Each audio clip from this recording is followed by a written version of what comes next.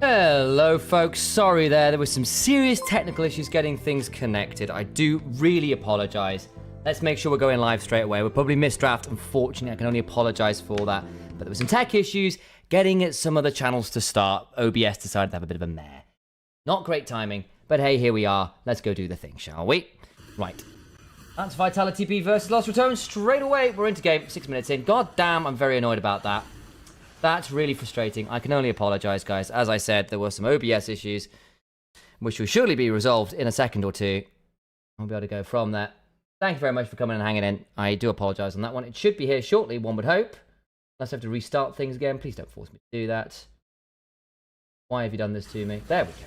Thank goodness. Thank goodness. Oh, sometimes, guys, tech issues do cause all the trouble in the world. But here we are, into game. Vitality B with the early lead right now. I think Crownie is going to be all right there. Let's have a chat about the draft and where we are.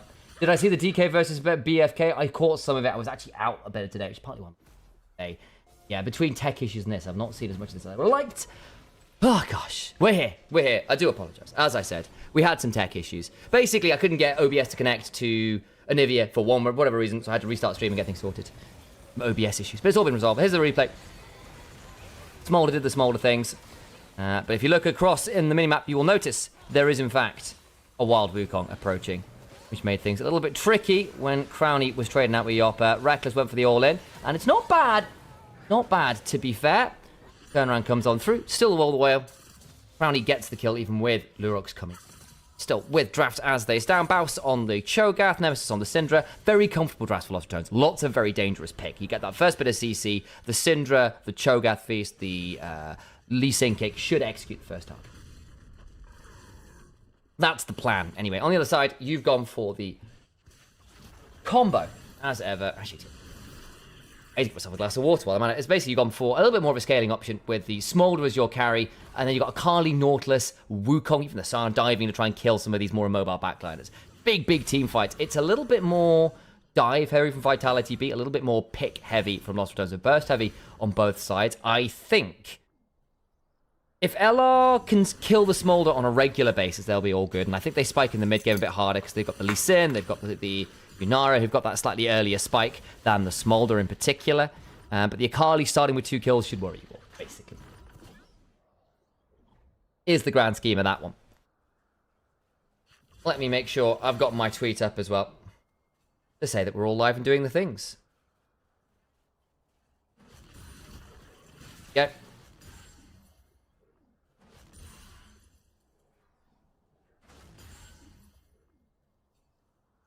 So,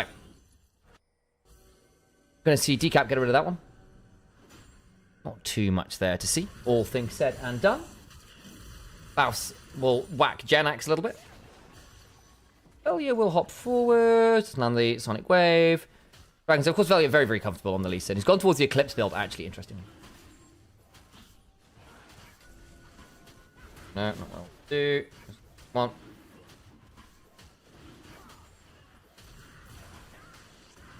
Fighting over this, I think we probably... it's a bit Safari-like, LR. Don't go look at the wildlife, get involved with it. Refresh the stream where you return on the stream. Let's go in. Sorry, Shima. It took, as I said, there were some issues with OBS. Threw us for a bit of a loop, unfortunately. But yeah, we are here. Does a little bit delayed. We missed draft. We missed the first couple minutes. I do apologise for that.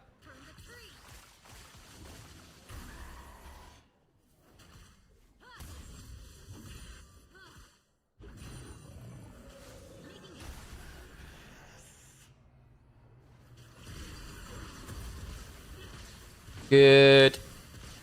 Chunk onto Janax, didn't lead all that much. Good to see you online. Yeah, sorry I wasn't around yesterday. I had other obligations yesterday, which just got in the way a little bit. My streak rip! Sorry about that. When did I go live when you weren't here, Solly? You're here pretty much every time. Okay, good chunk. Ooh, flash away. Good turn on for Velia with the Cyclone. Ah, it's going to be a dead Reckless, I think. Yep, TP behind, but that means Nemesis has TP'd into Vito and missed his Sonic Wave. Oh, not Sonic Wave, his Shuriken, I rather. I think that's a dead Vito, isn't it? Where's the Unleashed Power? Just about survived. Heal required from Decap to make it happen. And they get to turn it around instead. Oh boy, Lost Returns are getting run over here. Nemesis does at least scatter one back so Crownie can pick one up. I think he still gets traded here. So it ends up being a 3-for-1. 3 for 4. Sorry, not 3 for 4 for 1. I apologize. Because they lost Reckless before that as well. That's rough. Turret plating will fall soon.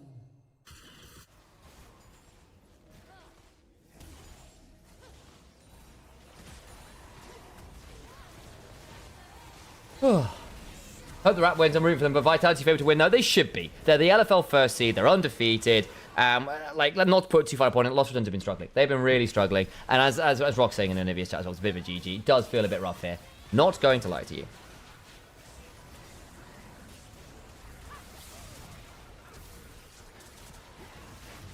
Man, it's almost a nice scatter. The heal from Decap prevented Nemesis getting the kill with the ult earlier on as well. I mean, it would have been close anyway, but you know how it is.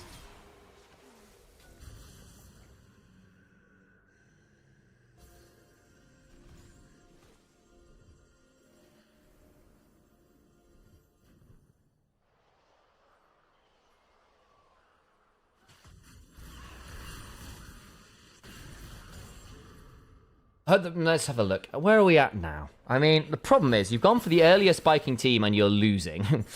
Smolder's stacking well, 120 already. Oh, I don't like this one. It's only 1,000 gold lead in fairness to Vitality B, which is not the worst thing. The problem is where the gold is. Sion's not going to be the easiest for this team to kill. I mean, you've got the Cho'Gath. You can do a bit of feasting on that one. And again, Syndra will hit a point where she's not banned in tanks with the force of will. Still not always the cleanest, it has to be said. Oh, not bad. Lurox gets the chunk. Second Cyclone Flash. Bounces out. Right. Thank you.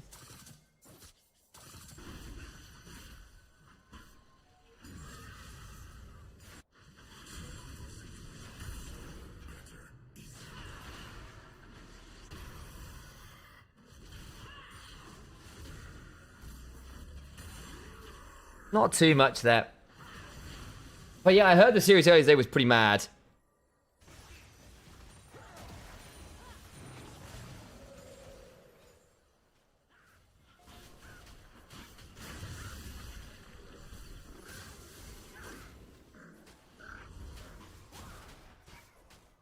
Bit of a chunk. When's Herald? While away. No, it just got taken. What am I talking about? Like, Lurox just picked it up. Velia Lee, yeah, he's on the Lee. It's always he is a good Lee Sin, to be fair. I'm always down to see it, even if Lee Sin in general is quite a high bar to entry these days, I think, to get success.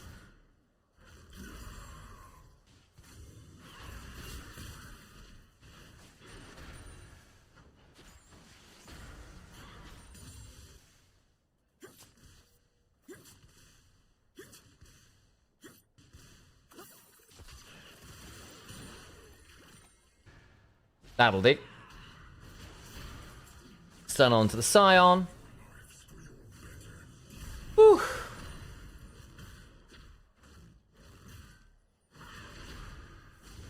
That much there. Janax is up quite a lot of farm here in a way I wasn't necessarily expecting. But there we are. I said, apologies that took me a little while there. There was a bit of an issue getting things connected. It left me a bit fried and sizzled.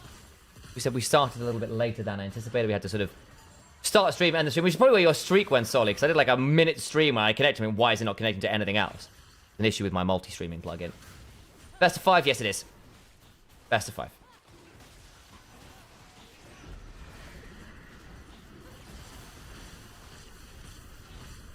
I wish it wouldn't do that, you know, actually. If you stream for 2 minutes and the stream crashes, it breaks people's streaks. Feels a bit rough. Oh, nice kill onto Yoppa, who was not expecting the Syndra. Lurox turns around pretty well, but Velia gets out. In comes the Scion. Might get a bit of a stun here, but Reckless and Baus are still pretty tanky here. And yeah, you can just feast the Akali. Much better objective 5. That was very, very nice pick onto the AD carry. And now they've lost all their damage. Lurox has got no ult left, so he's a dead man. Crownie gets another. Much better from LR. Much better. They can probably run down the Scion here as well. Man, Halo Blades does silly work. Nemesis gets the kill. Knocked up by the Rupture into the Scout of the Week. He's just burning out, doesn't get to do any value. Probably get a little bit of the wave, but even then, not a lot of it. Can Nemesis look at the turret? They might be able to, you know. But I say, Velia can attack this a fair amount. I think that's gone. Okay. Nice. Yeah, you take that. Seeing a good LR fight is what I need right now. They're going to get 2 turrets off that. That's a massive swing. Really, really good fight. I hope we see the replay here. So this is Reckless and Nemesis getting a fantastic pick onto Yopper. So the Wukong doesn't drive through the bush, so he gets the knockup, but they're all trying to follow up on the Wukong, who's going for the Battle Herald, and instead Nemesis and Reckless just say no and absolutely blast Yopper. Full contact team fighting. So this is something we've been talking about in the LPL for a little while, where effectively, if you see someone engaging on your backline, you return the favor. And if their backline can't follow up on the engage, then the value of the engage is really, really diminished. So you saw what happened there is actually Nemesis sets it up, Reckless follows up, and actually because Nemesis is there, he can blast the Smolder. Whereas actually VTO and Yopper were kind of tied up, were dead in the case of Yopper, which meant they couldn't follow up on that big play.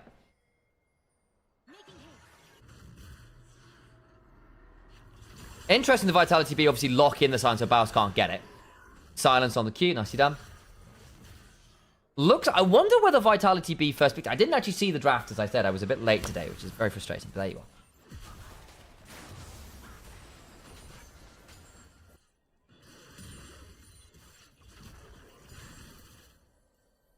And the Jer around a bit, that way I'm facing things properly. It was B1 Scion, that would make sense, that would make sense. I figured it would be, if the Scion was open. I mean, in fairness to him, Janix is kind of delivering well enough here. He's still got a lead, laned well. Gotten some good ults. I don't think he's been the issue here. Though I do think Smolder dying twice now, not fantastic. Yopper needs to be doing better, especially if he's got LEC ambition. He wants to be having a good show here against a Lost Returns where he can. So far, being a little bit easy to catch up.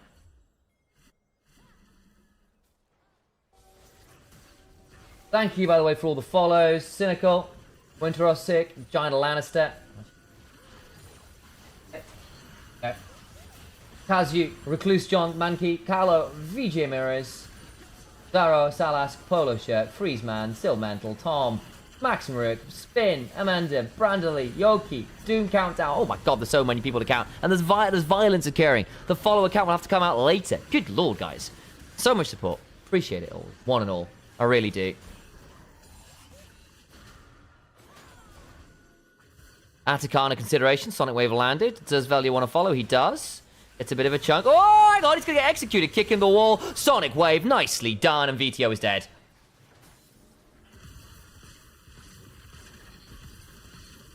Now without the mid laner, I think this should be a pretty easy run at this one.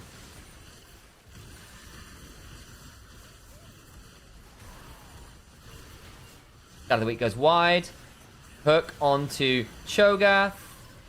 Rocket Bell out of it. This is still going down, and you've still got the Feast to work with, so I'm assuming between Feast and Smite, this is a dead thing. Yeah, do it in 2k. Don't mess it up. Thank you. Dunk onto Reckless, but he's fine. They can't get that much more value. VTO does have TP, so they probably have to give this tier 1 bot. But they want to reset for Dragon anyway, so this is fine.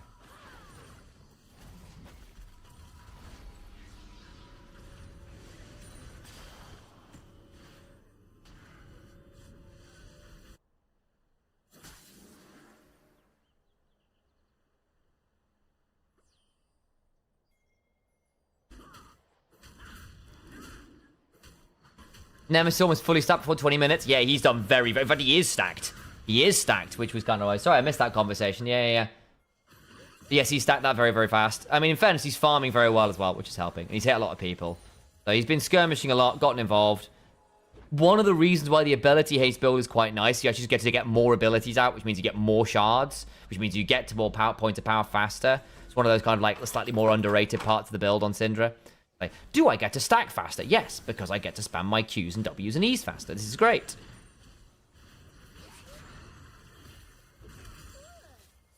I am not Onivia. I'm just Initialise, as it says there. I'm just collaborating with Onivia. Onivia is occasionally on here, very rarely. It does wave hello on occasion. The only thing about draft that surprised me is the Lee Sin pick. Yeah, but it's very good with Syndra. It's one of the old school options with Syndra. It's not quite as good as it used to be because Syndra spikes a lot later than she used to. Nice double stun.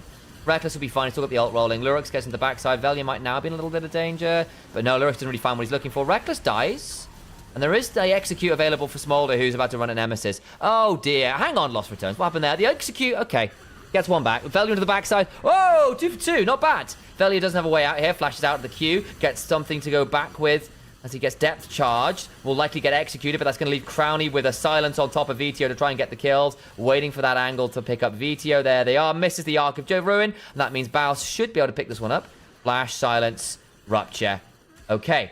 3 for 3 in the end. Nice recovery from Velia and Nemesis. Will at least get something despite getting caught out there.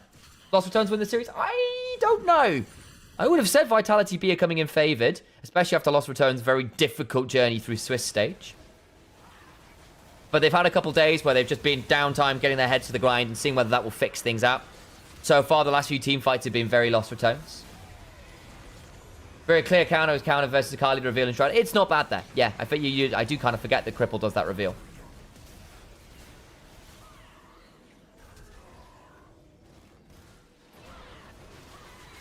Is it Crescent Strike, the second part of E? Cripple and Crescent Strike?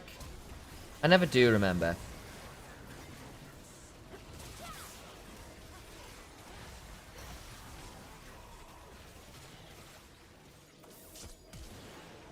Oh, nice kill.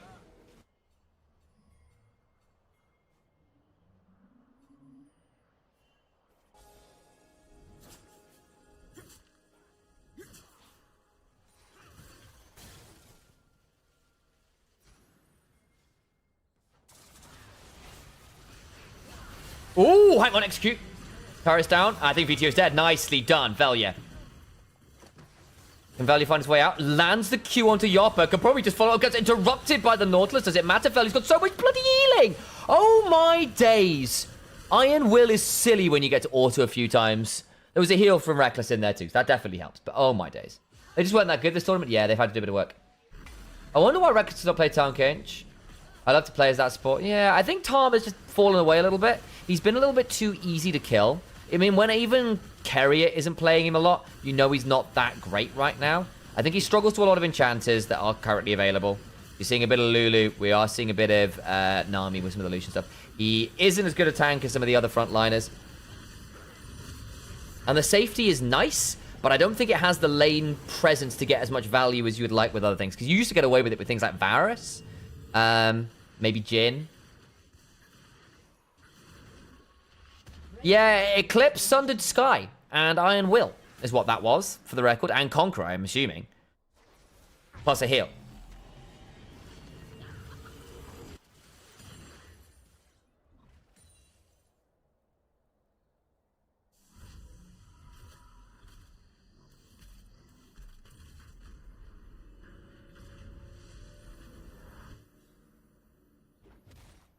Ella's got Red Bull, mostly. I think is the big one.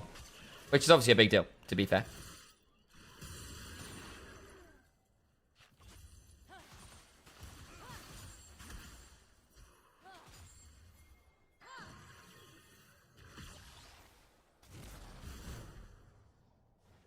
But I'm not sure about LR themselves. Yeah, I mean, they're doing the League of Their Own thing, which is a Red Bull thing. So it tangentially sponsored by Red Bull, I think is the answer.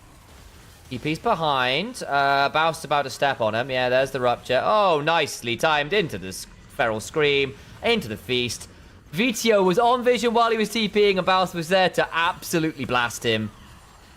10 stacks on the Dark Seal. This is looking pretty doomed, I think, folks. You've got an Infinity Edge on a Smolder and a Dream, I think is probably the way this is. Hissing Cobra, Doom Countdown, Foamies, Revout, T-Bone, Evolution War, Pirate King Poppet, Stockwhite 32, Deo Quaza, Eric Tontoberic, Kane Nexus, and thank you very much all for the followers. Those are the people I missed since the last time I was on. Appreciate you all.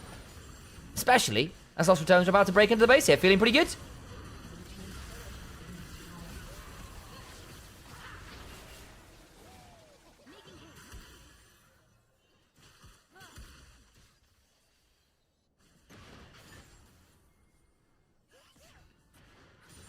Follow Sam for Global League of Legends. Exactly. Well, we're doing some Worlds co-streaming on Nymeris soon. Be great fun. I would have said the Vitality B win the series. However, this game one has been exactly what I wanted to see out of Lost Returns. And they're looking pretty okay here. But we've seen a lot of good game ones that go apart. And I think it'll be an interesting one to track. I would give the edge to Vitality B nonetheless, just off recent form, basically. Whether that changes is another matter.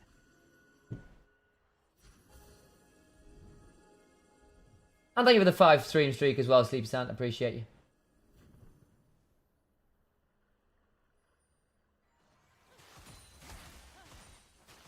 Brownie. Don't. That's a very important Scry's Bloom.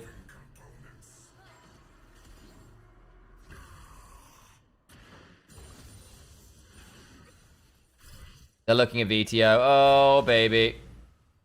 I wanted to look up Lee Cine as well. I think it's Crescent Strike. But isn't that Diana Q? Lee Sin Wiki. It's just a very dead VTO. Yeah, I'm not surprised. Lee Sin Wiki. I can't spell on my data. Putting a no.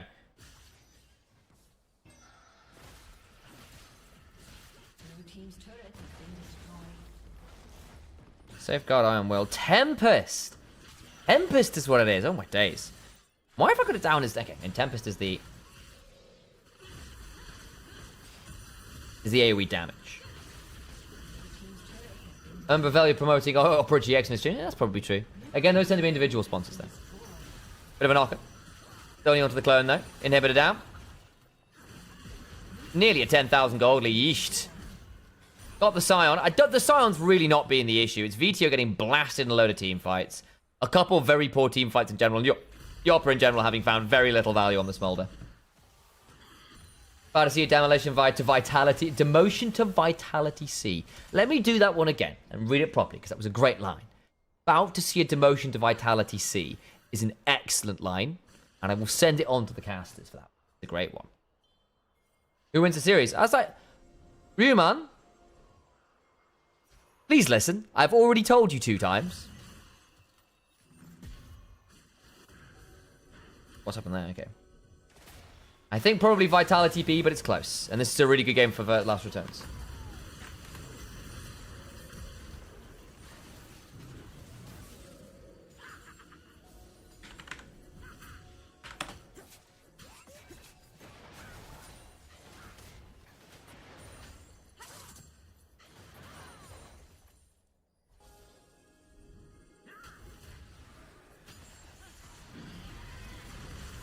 Cho'Gath is doing an insane amount of work. That's a 16-stack Medjai's. Oh my days.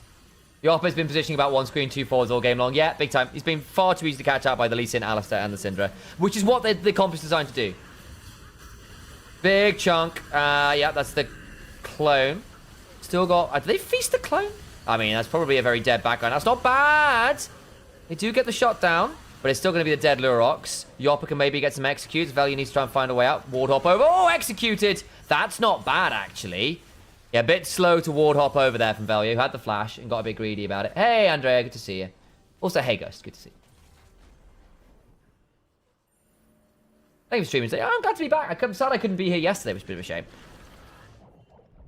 Unfortunate realities of life.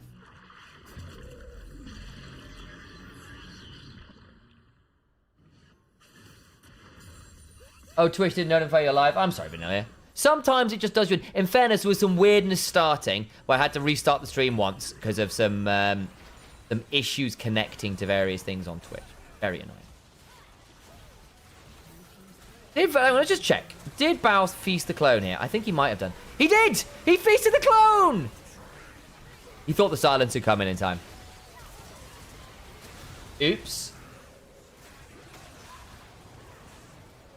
Hop over the wall. Yeah, exactly. So the point was he tried to hop over the wall and was just greedy and got hit by the fire Super Scorcher Breath. Nemesis is still very, very strong here. 20 stacks on the Medjai's for Baus, who's very, very scary. Hey, Sylv. Good to see you. Smolder cheat code. It's your way back in. You've got a 4-item Smolder. That might be your way of doing it. In fact, the Smolder's now got a gold lead, which is kind of crazy. Will it matter? Don't think it will. I think this Syndra and this Cho'Gath will blast the front line so hard that it won't matter. And I think Yoppa's not going to be given that much free time to kill things. Yeah, they've blown up Value. ETO again, rather. Sion's ulting away to go deal with Nemesis, who's shoving in the picture-in-picture. Oh, dear. Oh, dear. Yoppa needs to get a lot of work done here. Another Rupture. Buffered through by Decap. It won't matter. They're going to kill off Baus. No, we get so much healing! What the hell? Riftmaker is a silly Yoppa's going to get kicked. Yeah, and dies. That's everyone dead. Nemesis got another inhibitor. Hey, no, good to see you. I was surprised when Syndra wasn't banned. They gave it up and tried to pick the Scion. You get one of these drafts as Vitality. And in fairness, now they don't have to deal with the Syndra or the Scion the rest of the series, and they got the bans free. Considering he has a whole 400 stacks, if he can hit a few times, he'll just kill them. Yeah, I mean, that's the idea, but he's not been given much chance. Because he doesn't have a cleanse really available to him. He went for the TP to stack faster. But it basically means any CC that lands, he dies. That's not bad from VTO to go golden, but I mean, it's a flare moment. Faust with this Fountain Suicide, my guy. And there is always the world where the Blitzcrank hook onto key targets turns things around. But I do think Vitality B's comp is a little bit more... you need to manage the dive really well, which is not always a guarantee. And 2, you are going to need to make sure your Blitzcrank gets value. If you can get Rune Prison to Blitzcrank hook on a Jinx, on an Orianna, life is okay. Not that guaranteed, though. But you do need to try and make that happen. Right. I've got tea in the kitchen that's brewing, and I need to drink it.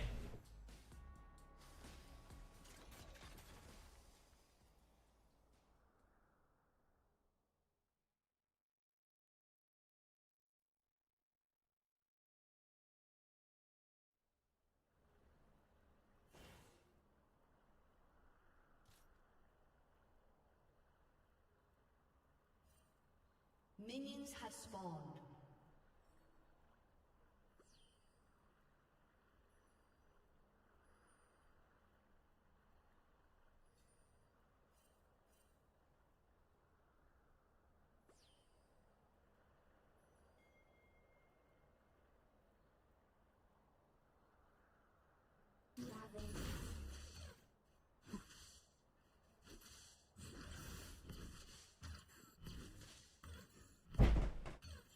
I returneth. Have I missed anything? No, I haven't. Thank God for that. Let me just see some more lights when it's a bit dark in here. Oh. Let there be lights. Good grief. What kind of tea? I've just got English breakfast. A bit boring today. Oh, good grief. Ban it. Ban.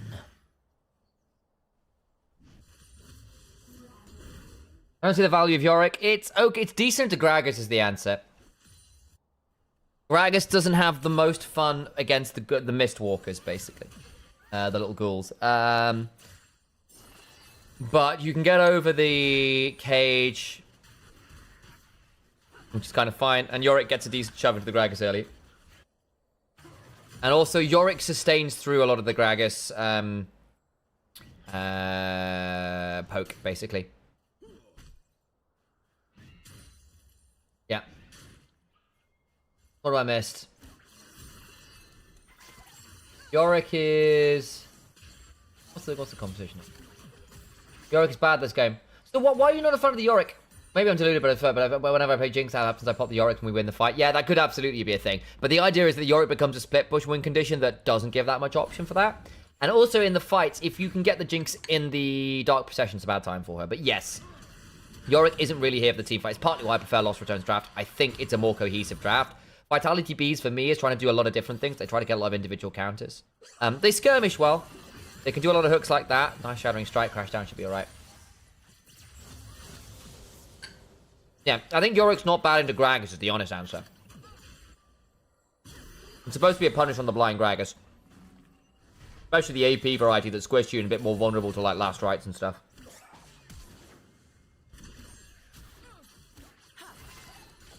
Game 1 was both mid and bot gap. Yeah. Less in the early game, but yeah, mid gap. The Nemesis, once you got rolling, was really problematic.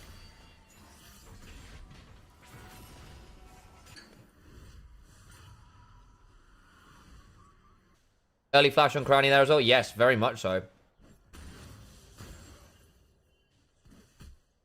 Faust missing. Oh, he missed another CS. Oh my days, this is awful. That's like 4 CS's missed. 66% win rate, not bad. Another hook. Reckless crashes down. Man, yeah, like, this was my worry. Like, on paper, Crowny and Reckless have got a fine bot lane draft. But it is reliant on both of them not getting hit by skill shots, which hasn't always been their early strength, it has to be said.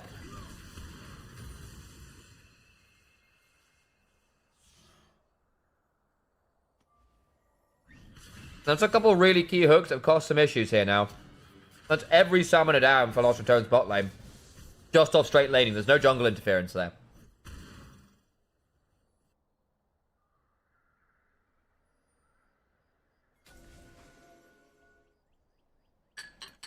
Whose team's a better draft? I prefer Lost Returns. But I see what Vitality B can do to get some danger in here. Oh, Sir Jonjo with the Hydrate. Also, Jonjo, hello. Good to see you, my friend. One of the people who gave me some of my earliest casting opportunities, Sir Jonjo.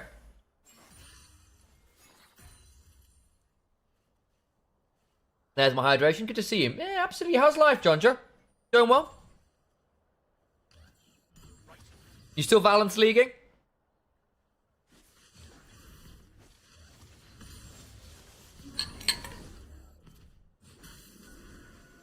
And a posture check.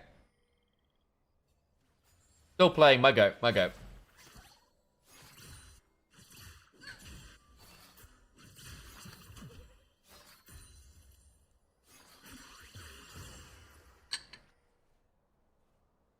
Value's here, but so is Lurox. Lurox is leaving. Oh, this could get a bit interesting. Lurox has left. If Decap lands the wrong hook here, it's a bad time.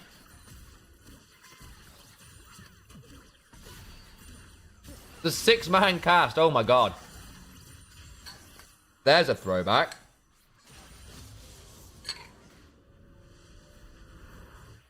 What am I eating? I made some, apologies for eating on stream, actually. Been out all day, so I've not had a chance to eat. I made some, homemade char siu pork last night. So it's the remains of that. With some homemade dumplings. Which someone else made. Because I was at a mid-autumn fest. I was at a mid-autumn celebration with some friends last night. Diablo. But, again... Never apologize for having a different opinion. Absolutely fine. Like, I might come and disagree with you. We'll have those conversations. But never feel like... I don't want you to come away feeling stupid having said, say, hey, I'm not sure about this. That's fine. We can talk about it. Because the answer, I'm wrong too. And I hope chat in general isn't going to be particularly awful about it. They're generally not. This is the combo we're potentially threatening about with the Rise and the Blitzcrank. All right. Please do voice your opinions. That's partly why we're here. We can have those discussions. And if you can explain why you think what you think, that's fine. What's discussion? Yeah. So please don't stress. And again, the Yorick should be better in the lane, I think. And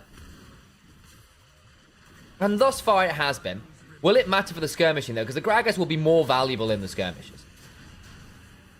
But yeah, if you ever misuse your body slam, that kind of happens and you have a bit of a bad time. Decent trade back, actually.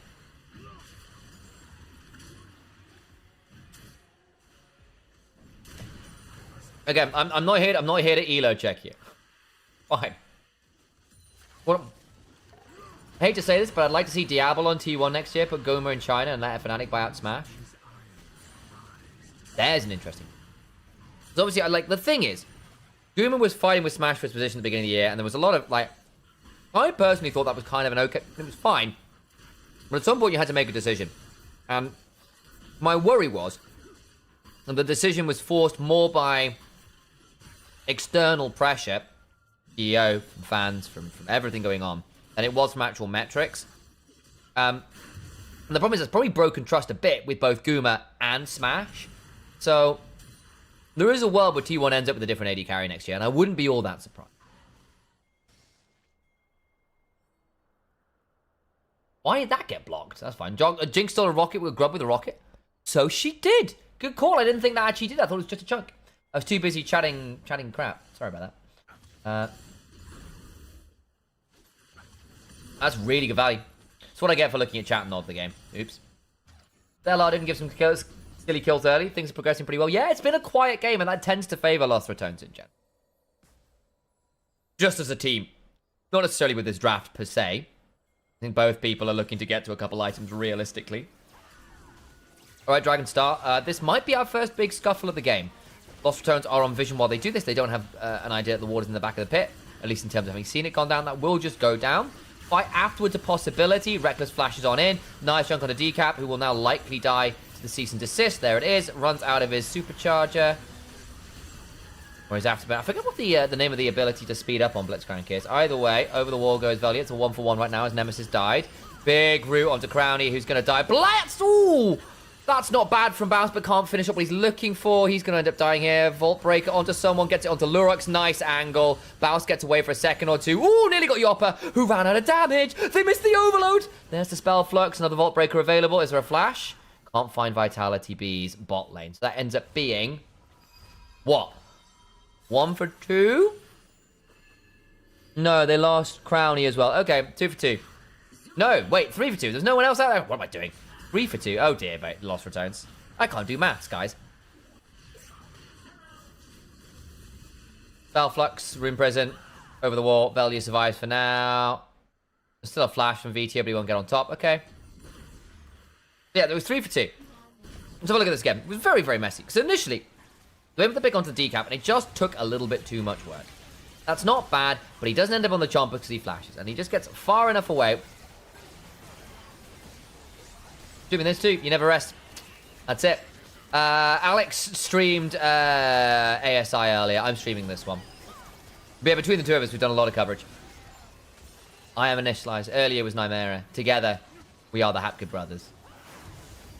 It was nice from Valiant at the end of this. I think Baus also very unlucky not to quite get Yopper. I wonder whether it might have been worth him just full committing to see whether he can get Yopper, but who knows. Still, unfortunate early fight. The Hap Great brothers, that's the one. Diablo isn't available anyway, plus Goomer's fine. T1's problem was massive, was Faker massively underperforming and terrible meta reads. He had a weird year. There were some good moments and then some not so great ones. Also, I think there was a lot of issues integrating Doran into the play patterns. I also just think in general T1's drafts were pretty awkward. And come playoffs, Goomer and Kerry had a bad playoffs. At the very least inconsistent one. That wasn't, oh my god, best bot lane in the world, which we've seen before. Oh, 1 second. I've got a call from a friend. Wasn't expecting that one. Hello.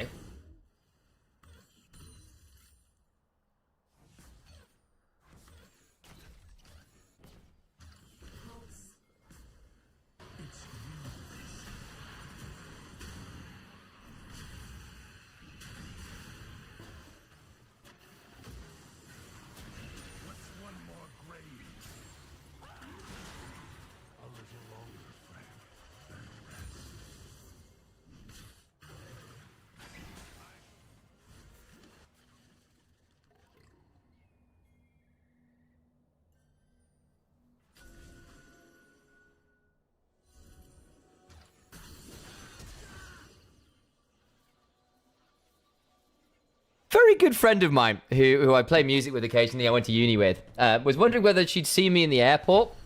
And I was like, no, I'm actually on stream. And she's like, oh, could you say hello to people for me? I was like, I can do that. So she'll end up in chat soon enough. And you can say hello to the great Bethany Graves. T1's strength of the team is basically depending on owner carrier. Yeah, I can agree with that. I agree with that. I think owner has been unbelievably good for T1.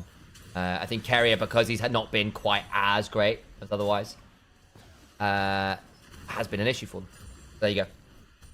Reckless and Smash or Mickey X and Smash? I would think I would go Mickey X and Smash if I could help it, though I can see why you might want to go with Reckless. Map presence from Vitality B seems better at the moment. To bring it back to the game, because we've been chatting about things not the game. It has been pretty good from Vitality B. They're getting value out of the Blitzcrank roams and the Rise being valuable. Also, that early skirmish going wrong was a bit problematic. It's not the end of the world as yet, but again, the early kills, early objectives, a bit rough. So it's only 1,600 gold. Very playable, very playable. I wouldn't get too stressed as yet.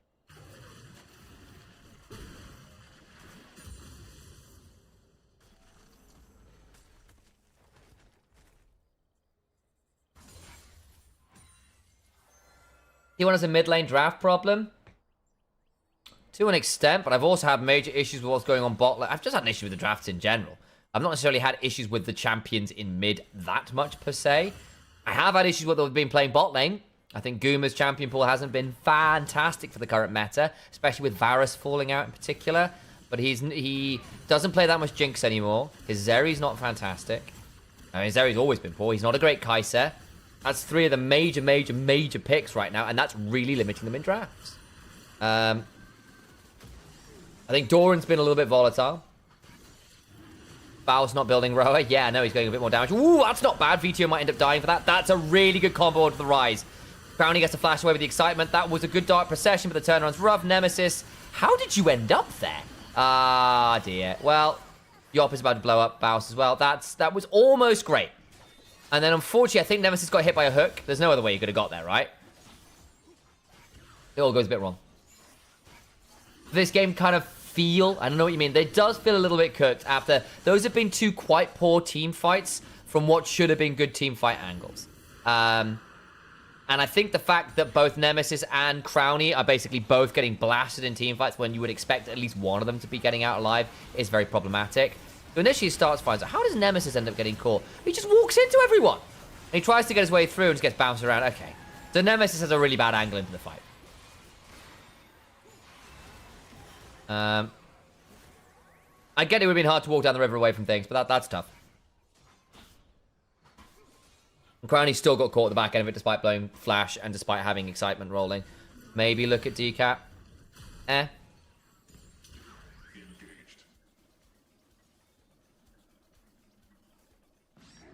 But that's not a great showing from Nemesis there so far. But then again, you know, he's still up in farm. They'll be okay at the minute. But I think one more bad fight and things get tricky.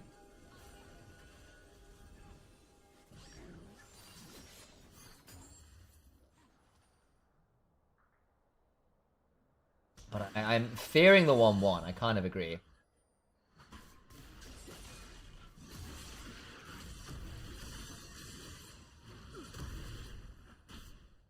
Best of 3 or best of 5? It's best of 5. Best of 5. Playoffs are all best of 5. Most of the goal difference is top lane, which might make a bit of an edit. Oh, Beth, Sam's friend. No way you've gotten... No way you've got to made an actual account. That is fantastic. That is fantastic. Bethany has absolutely got him There they are. Hang on, let's move over. Look at this. There. This is great. All right, we move back. But there's violence occurring. Let's go talk about this instead. Velia, that's not a bad escape, actually. Hang on. Can he run through VTO? He said he can. He just literally dropped it there. Oh, no way they got the turret off this as well. That is absolutely foul. Didn't want to dox myself. Very fair. Very fair. Thank you for the fresh account and saying hello.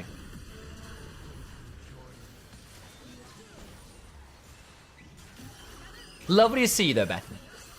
Crownie gets blasted under the turret. So they got this really cool play topside and then die horribly mid lane. How did Crownie end up there alone? Oh, well, whatever. Dead. Picked up Herald through the gate. That's very good. That's very good. That was a solid escape.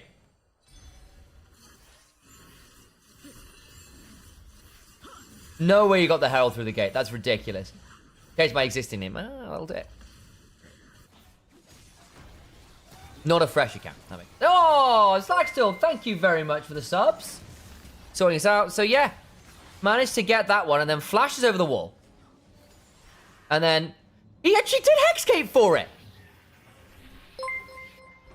That's ridiculous. And then they realm up to try and catch him, and he gets in there heralding. Oh, my God. That is actually foul. That is... I mean, he still does nearly die. But, I mean, finally gets caught by the Dark Procession, right? But that is about as smooth an escape as he would get to. That's flipping ridiculous. What that is. Flipping ridiculous. Okay. Bounce a little bit beyond the turret here. Velia's here as well. I think they could look at this. Good chunk. Dark Procession buys some time, but they're still going to cease and desist. That's really good. And the shutdown. Not bad for Velia, who's 3-1.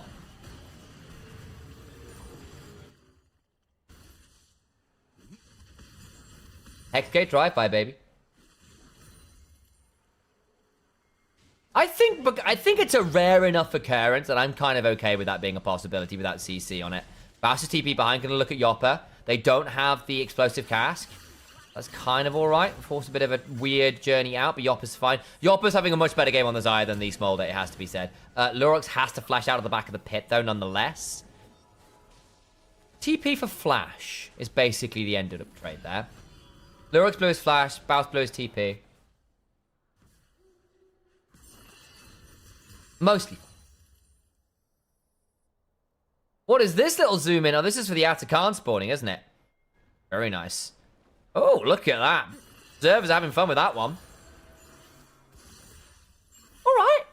Bit of a cinema display. Okay, Atakan's here. Are they just going to rush it? I think they are. Hang on, flash! Oh my god. Okay, well, Nemesis down his flash now. Decap also down his, but that's okay. LR early team fight incoming? Maybe. I think Nemesis not having flash makes this a bit scarier.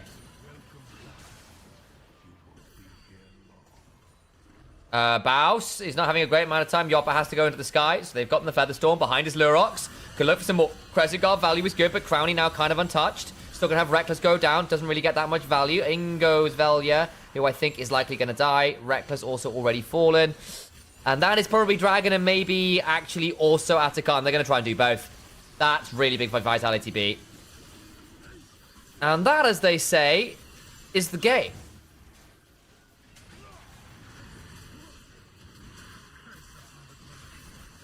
You got the original old school League of Legends box. Nice Frostwind.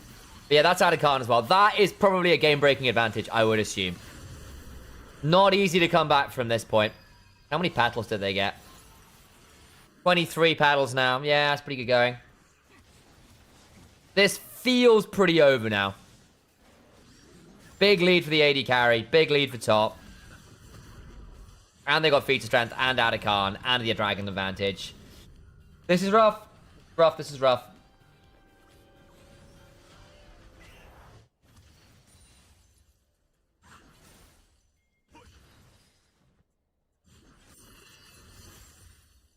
I got a bit weirded out about whether the Blitzcrank value would be there, and I got a bit worried about how easy the team fights would be, but actually Vitality B proved me quite wrong, and they've team fought very well with the comp in a way that I thought was going to be a lot harder. But they've managed to get on top of Nemesis and Crowny pretty consistently, honestly. Which has been very problematic for Lost Returns. And hell, Teamfight Yorick doing the thing.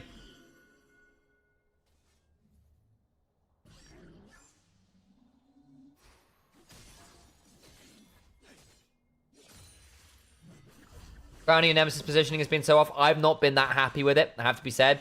So I think this has been more about play than draft, honestly. At least another turret down, so they're trading okay on that front. You take what you can. Janax in the bush there with the Maid and the Mists.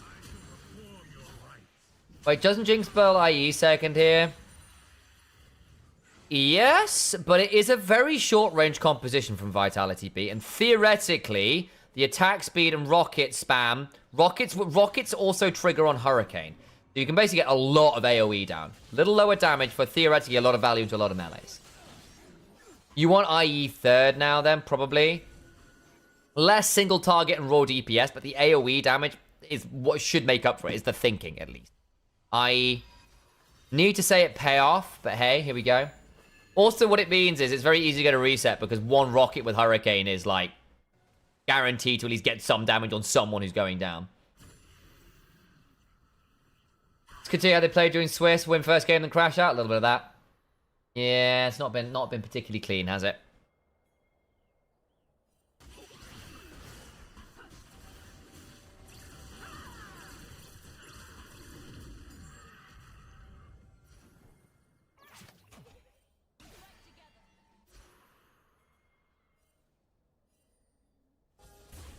Okay, looking at potential value. It gets jumped on. Gets away briefly, but hit by the wind becomes lightning into the smite. Flash away now. Lurik's still got his own flash, but that means Nemesis is left alone as they realm up on top of him. Yeah, the picks will continue until morale improves. And that ain't looking pretty.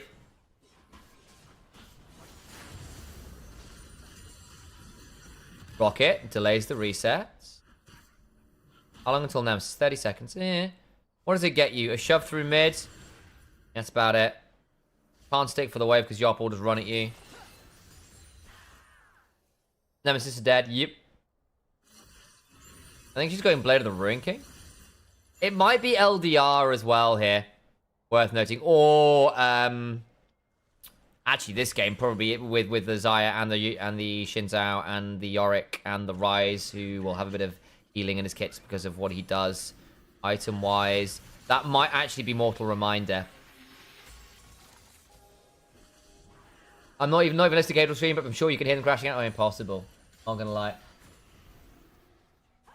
Yeah, but Mortal Reminder would be my suspicion. Yeah.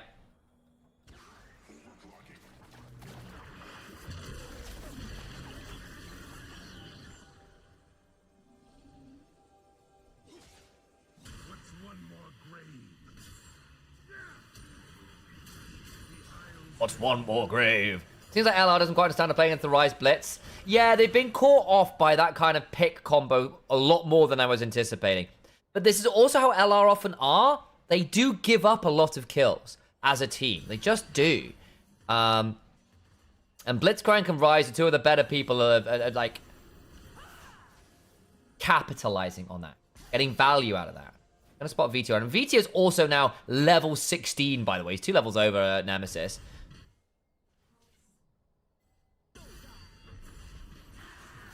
I am and they are sad. Yeah, I had a feeling there would be. Chosen team fights. Yeah, exactly. That's not really where Ryze and, well, Blitzcrank in particular should be at his finest. And yet here we are. Gonna get Soul Point. I think it's a Dragon Flip or Burst. Not a bad idea with the rocket, but no steal this time around.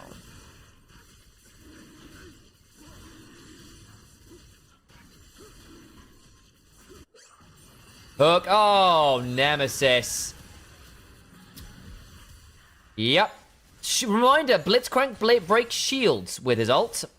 And thus the Seraphs did jack all there. Have they really had a 5-5? They've had 2. They lost both. Is the answer? Well, that's a 4th death for Nemesis, who's not having fun this game. Where is Valier trying to find his way in? Decaps around. Yeah, he knows he's there. He's about to get hooked, and he knows it. Reckless now body blocking. Can he flash in? He probably can. Cease and desist. It's going to be a flip. He stole it. It went down to 1 HP. Oh, very nice. Baus now potentially in danger. Crownie flashed away. Will likely die. Okay, they're going to try and punish as many people as they can. Does Baus get out? No, he doesn't. He's going to get run out. Baus TP'd in. Oh, no. All the Barons are going. Yeah, and Yorick gets to do Yorick things. Cask away. VTO's behind. Maiden in the Mist is still hitting. Yeah, he's dead.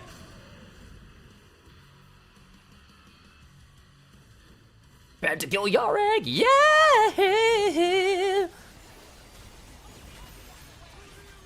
Man, this went down to literally 1 HP, by the way. Watch. 1 HP steal. The problem is you still lost 3 members as a result of this. In fact, did you get anyone out with it? Reckless got out. They realm warped onto Crownie, who got slowed by the Wind Becomes Lightning, so was dead. He needed to, like, not get hit by that. And maybe he gets away. And even then, it was tricky. EP behind VTO, who does have Flash. Doesn't have Realm Warp, he's likely dead. Shockwave flashed. Yopper now coming. Ghosted. Okay, Flash on VTO. Can't get any more. Yeah, they've been trying to get exit plays, and they've not really succeeded with it. No Vault Breaker. We'll just now don't go too far forwards. Decap can pick someone up. Gold Elo match a little harsh, say Aloy.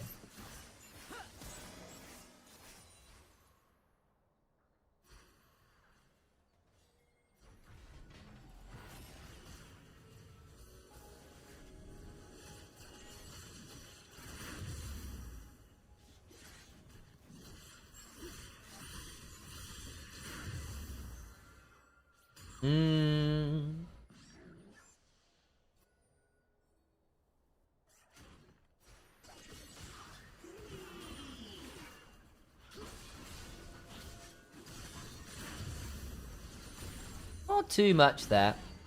Keep going to be careful. I think it's quite hard when they've lost vision control into this comp, because Blitzcrank preys on good vision. VTO is so far ahead that with a Realm Warp basically bringing Lurox is also Giga-fed forwards. You've got a very, very nasty pit core. Between the Xin Zhao, Blitzcrank, and Ryze turning up out of vision, you just die. No one is tanky enough for that comp. onto that pick, right? You get hit by the hook, you're dead.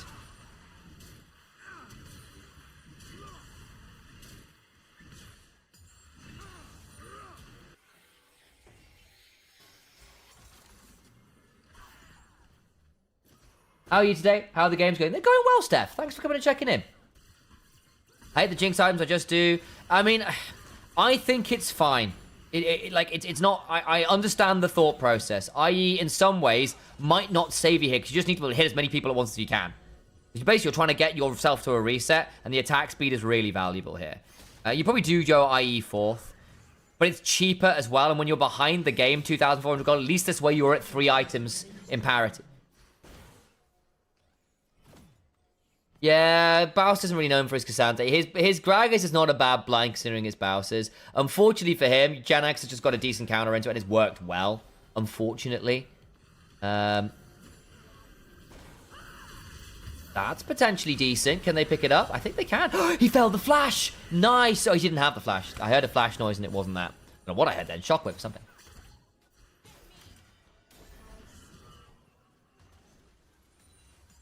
But League Chavs in coaching time. Yeah, I mean, like, I think League having, like, I think one of the big issues to League in general right now is the bar to access for the game very, very high. Getting into the game, entering League of Legends is a tough time.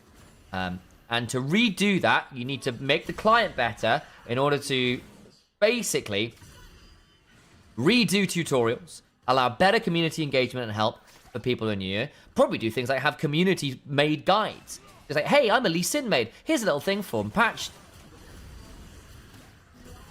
15.1. Well, I did this Lee Sin, cool Lee Sin clear that's really fun. This is how you do it. Baus is about to get blasted. Does get a blast cone out. That's not bad. They can look to try and nab that. Won't. That's a nab of the objective bounty. Room prison on Veli is not going to have a great amount of time. They can potentially look to turn this around, though. Can look for the reset. Decap's dead. That gets Jinx excited. Jinx with all the AoE. Jinx with all the AoE. That's really good. Veli gets a decent amount of healing. They will get Yopper into the sky, but he might get a feather pull here. That's pretty good. Crowny misses the rocket, but it won't matter. That is a huge fight. Huge fight. There's your hurricane value. That's what the Hurricane was meant to do. So they turn up a little late here, and they try to turn onto Baus, who doesn't die, blasts everyone away, actually gets a good blast gun, and forces Yopper into a really awkward angle. He tries to get involved, realizes he can't go that way, and so Yopper is just completely out of position. They don't have the Fed AD carry involved. Yopper autos now. And that's not even auto, that's a double Q. All the while, Crowny's gone through what? 7, 8, 9 autos? Really nasty. Then also gets belly slammed after and goes down, so it's a shot down for Nemesis. Really nice. The hell with IE.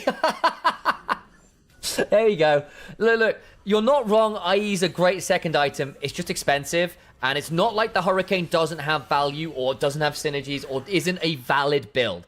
That is an example of why. Now you've got the IE as well, and so you've got the best of both worlds. You are very, very, very, very low on defenses this way.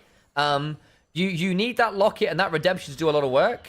Because there's no GA, there's no Immortal Shield Bow, Bloodthirst, or anything like that. You will die.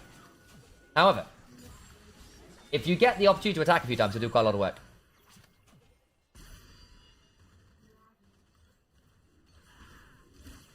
Quite tanky LDR, but exactly, honestly. But then there's a world where you could have done Juntal's, i.e. Lord Doms, that order. Baus probably dies here, goes golden, but they got the Baron.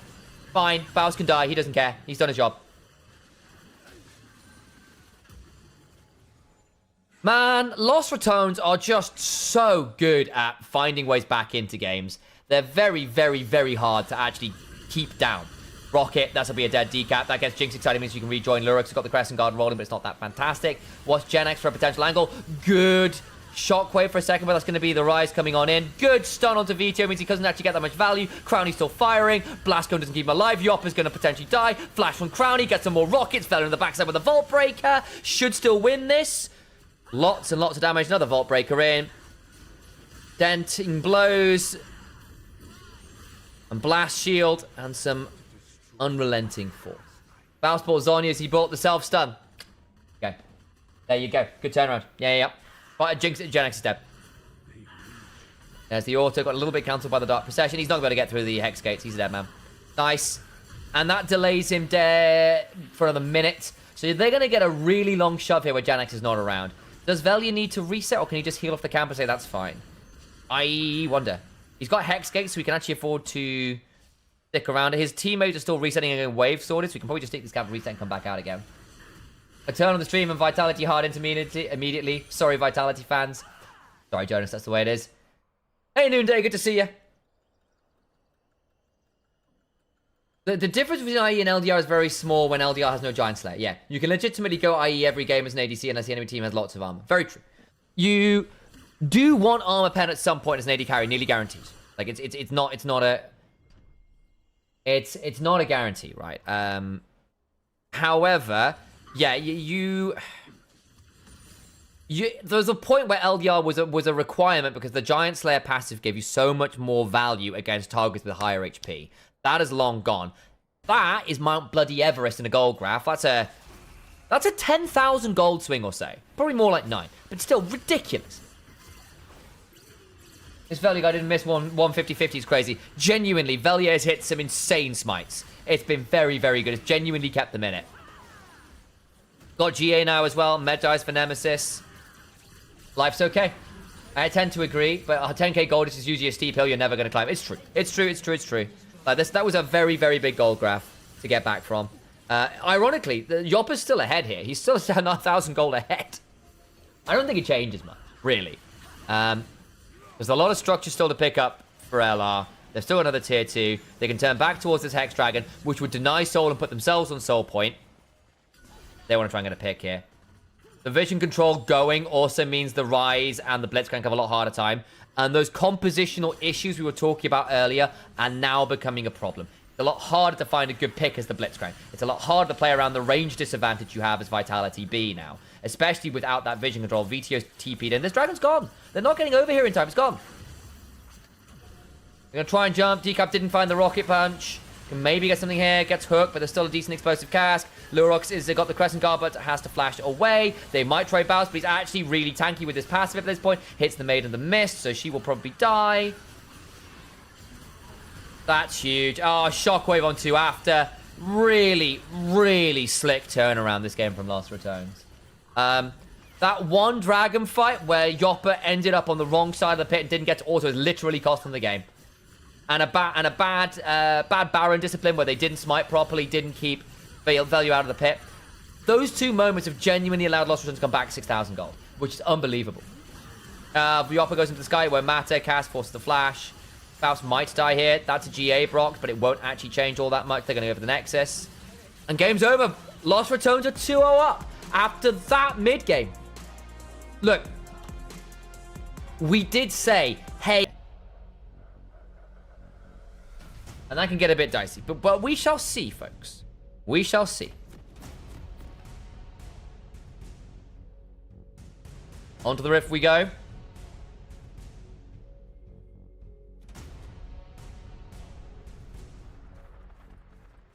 Until minions spawn.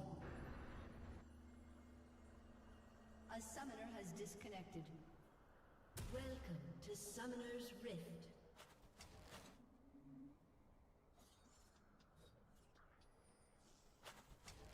I sure hope Yopper is good. He's autoing Gregor's face. Yopper is a great AD carry. And in fairness, like, sometimes you got to order the thing in front of you. I don't think he had a fantastic, I don't think he's had a fantastic series, but I think on the whole, Yopper has played a very good Swiss stage, and don't judge him just by this slightly awkward series. He is genuinely really good, and he's been good for a number of years. He used to be paired with a guy called Clocks as well. It was a great duo, sort of NLC to NLC Div 2. He's been on a really good journey. I think he could definitely look to maybe make a jump to LEC over the offseason. We'll see. Moonwell into Zigzag combo. Yep. Here's a wombo combo. Big time. That plus Ambessa ult plus Lucian culling. They will get blasted. Also, remember Amumu shreds magic resist with his passive. So we'll make sure that Ziggs hits real hard. Already the level 1 bandage toss, but Reckless has gone Guardian. Yeah, probably does want that this game, actually. Yopper and summer version of Den Voxner, yeah. I think Den Voxner doesn't lane as well as I think he might need to for LEC top tier. But he's very flexible, great team fighter, really solid work ethic. Mechanically fantastic in fights. Plays everything. He's a mage player bot as well. I love they got the solo queue stats for Baus as well. Yeah. Yeah, they do.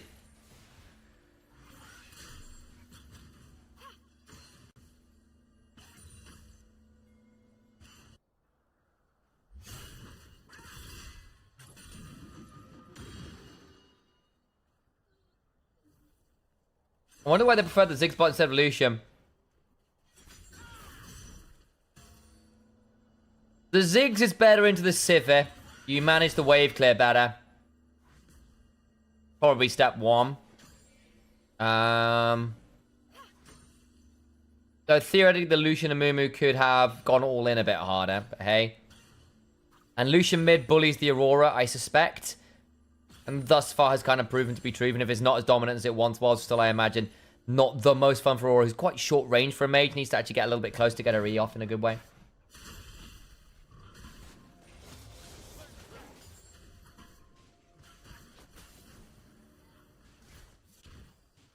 Your little bot lane is true. And they've got, like, fantasy options. They've got the fighter and the wizard. They've got D&D party down here. AP Jax or Bowsy? Yeah. Yes, it will be. Of course, it's Jax. And it's a phase rush, so it will be.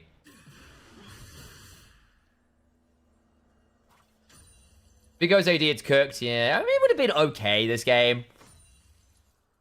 But I think the AP is actually probably not bad for the upfront burst to go with, like, the Aurora and the Zed ult and stuff. Ow. Gen X could trade there.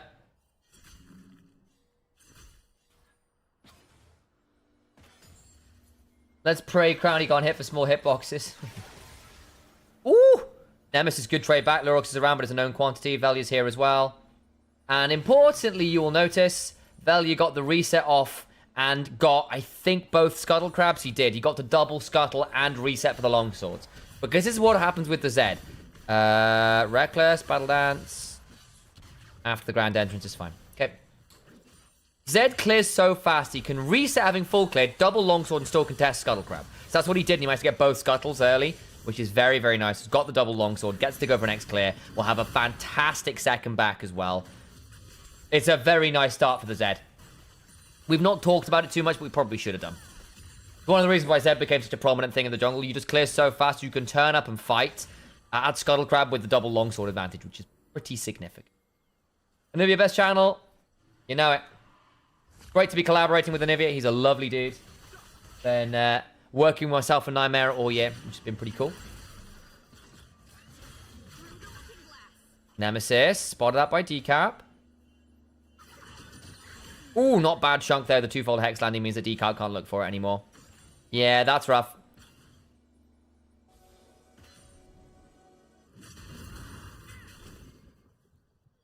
Oh, Baus is TP back in. He didn't go Symbiotic Souls. I thought he might. Decap is here to try and get the wave shoved. Nemesis just standing behind the minions, preventing Decap from running too easy an angle. He could still get bandage tossed here, Nemesis. But they won't. He had the Between Worlds. It would have been tricky to full send it. And Reckless is here. Fun to see these comps being so different. LR playing for picks with triple assassin. Yep. Especially AP Jax. While Vitality B goes to 5v5 teamfight comp and lockdown. Even then, I think Vitality B's teamfight comp is very much about, I CC'd this one person and screw you in particular. Because it's Sejuani ult, into a Mumu ult, into Ziggs ult, into Ambassador ult. If you catch multiple people within that, all well and good. But realistically, you're trying to hit the Sivir, or the Zed, or the Aurora. It's somewhat important just blasting them with the comp.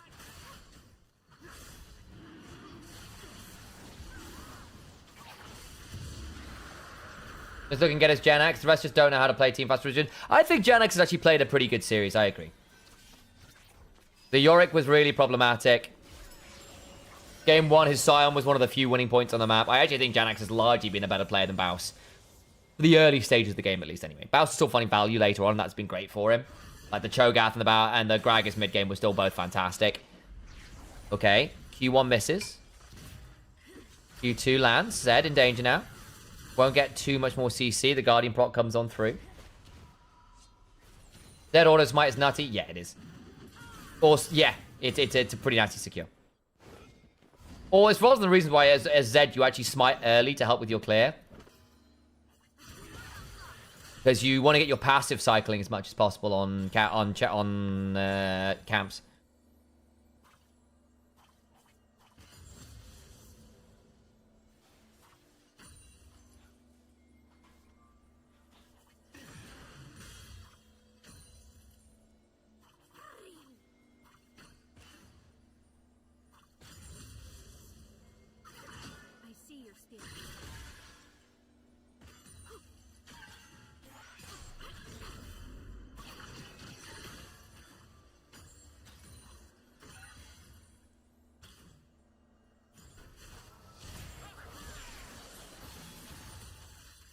Okay, a bit of a chunk there. Vitality be hard losing the late game. Do I agree with that statement? I'm not sure, because I think late game, Lost Returns are a bloody squishy comp. And for all they scale very, very, very well, there is a world where late game you get hit by one bit of CC, and a person gets blasted by an incidental ultimate, and then you're playing a 5v4 with a man down, which gets tricky. I don't think it's quite as simple as that. For all that, obviously, the scaling of a quad carry comp is pretty scary. 1-for-1 in grubs. I think they're going to have to give up the second one here. It's potentially nasty angle. Quickness in the backside. Decap doesn't have ult yet. Velia gets bounced around and dies. There's a death mark off. We should get some value here, but died mid-ult. So that's not great. LR. Where is Baus? Not quite here yet. And they're walking across 30 tons of vision anyway. They walked into that having, like, no vision. That's very greedy. Velia got CC to death. We wonder whether that might happen. I worry that basically Sejuani and Mumuel into Mega Inferno Bomb and Bessa is like a dead sentence to everyone. So how did Velia get nabbed here? He just walks into... Okay, gets Sejuani ulted into Seismic Shove. Yeah, not Seismic Shove. Permafrost. Permafrost. All falls apart. Well played by Lurix. Yeah, very. There's wards everywhere there as well. Like, they just walked across all the wards ever. It's a little problematic. Not the end of the world, but still. I think they were hoping to get a bit more value there, especially because the death mark went on cooldown. They just didn't get any value out of it. That's the LR team fights again in action. Been a little hit and miss, especially because they often take team fights regardless, and they've not always been doing due diligence clearing out wards. You see, Vitality B have been a lot more careful about making sure they got river control in particular. They got wards everywhere. They did have that going for them for large portions of last game as well, but when it fell apart, it became a problem. Ouch. Yeah. Faust does that and runs away. Waits on phase rush timing, does it again. That'll be the plan anyway.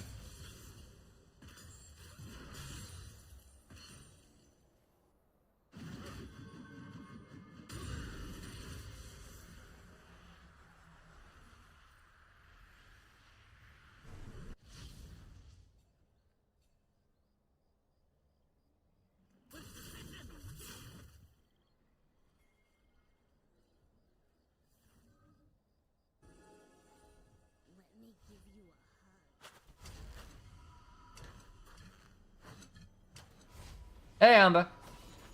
Oh, I see. I've already said hey to Amber. You can have a second here. Okay. So, again, relatively quiet early game, which largely favors LR. Nice buffer through the CC by Genax. Faust is speeding up with the phase, which we'll get out here, but does lose that trade fairly heavily. Has got TP, though, so can rejoin quite happily here. But means he will not be able to join the Dragon fight. I wonder what... Bit greeding out a little bit here. Dodging back on that Sundering Slam is important. Got a cunning swipe available. Getting to a point where the AP is enough to clear out the wave. Hops back, will reset. Down a bit of CS, but it's not the end of the world. Has he got Nash's on reset? Yes, he does. Okay, that's not bad. Did he sell a Doran's ring for it? No, he didn't. Okay, just got away with it. That's not bad. Where did he go? Is he TP back? No, okay, he's just joined over here. I was looking at the minimap. And they'll send Nemesis up to deal with topside. That's fine. Yep. Faust goes bot. Has got Nashes, feeling happy. Voltaic Cyclosaur build from the Z. Okay. The slows are really nice into what is quite a short-range comp. Oh, Bousy. Oh, Bousy. Oh, they missed everything. Oh, no. Does it matter? They can still look to curse the Sad Mummy. He's got Counter-Strike rolling. Double slow. Phase Rush. Bandage Toss number 2. Hop away. Bounced out. Flash away. He's gone. They burned all the ults and they didn't kill him. Nah. That's bad. He should have been dead to rights there. If I'm Zed, you might look to get a couple plates here. Fine. Keep an eye on Genax, making sure he can't walk up. He still doesn't have ult for another 8 seconds. Lurox is nowhere near.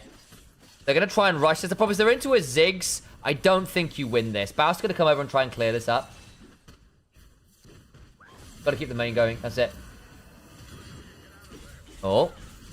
Oh, they did kill the turret. Okay, couldn't quite clear it in time. Fine. They get first turret. It's not beta strength. Not yet. They need another couple kills or a couple objectives, but still nicely done. Genax needs to be a bit careful there, yeah, but I'd say Reckless was just waiting around the corner there. Ground entrance. Decent chunk. Nemesis will get another passive off. Spirit Abjuration doing its work. Biffy, is that you? L, that's very rude, but I see your point. That's a tilt. It was a bit. Turret plating will soon fall.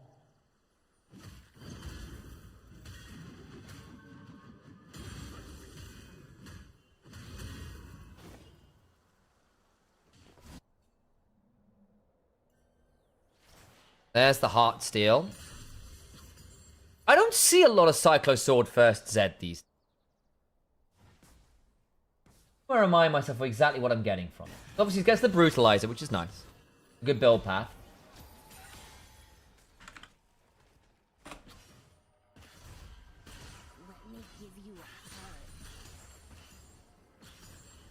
Couple minutes till Dragon. Don't think we're seeing a dive on that one. It's fine. Attack damage, lethality, ability haste. Dash and stealth stack. So there was a point where basically you used to get a lot of Vitalic Voltaic Cyclosaur value off using your W. You used to stack it really well. In fairness, the slow is not bad this game because your actual CC is quite limited for Lost Return. So Voltaic Cyclosaur allowing you a bit more sticking power, I think is probably not unwise this game, actually. So thinking through it, I think the Cyclosaur value in terms of getting on top of the Lucian or the Ziggs, getting that slow from the auto, getting the value off the blink dash as well to set it up is really, really good. So I think I can see the angle for it. Okay, gank bot side. Genax is in a lot of danger. Public execution, death mark. Genax, I think it's just dead. Yeah, nice. Triple shuriken. Very nice, Velia. And that probably means bot side turret unless they TP in. Yoppa has ult. They're losing Herald for this. Do they care? They've already given up first turret, not the end of the world. They'll trade for a turret here anyway. So, kill plus turret for Herald, I think that's worth for Lost Returns, personally.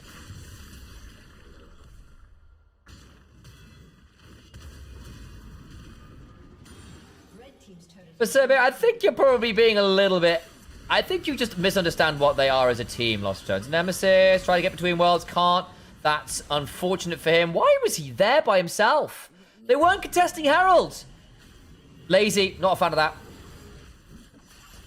Does Ambassador even win against Jax? She's not bad into Jax. It's been a matchup, or rather, it's a skill matchup is the answer.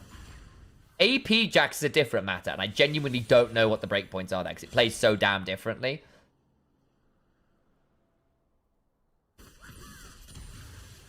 The only thing is you've got Herald plus Ziggs. The Herald value with Grubs and Ziggs goes very, very hard. It's not quite as simple as, oh, they already got first turret, Herald value's not that great. Like, it's increasingly good because you've got a Ziggs and you can execute turrets. Thank you for the follow, DKKKK. DKKK? That's all.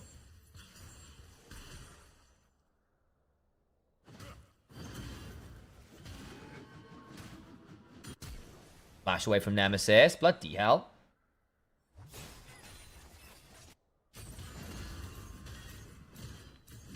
Red team's turret has been destroyed.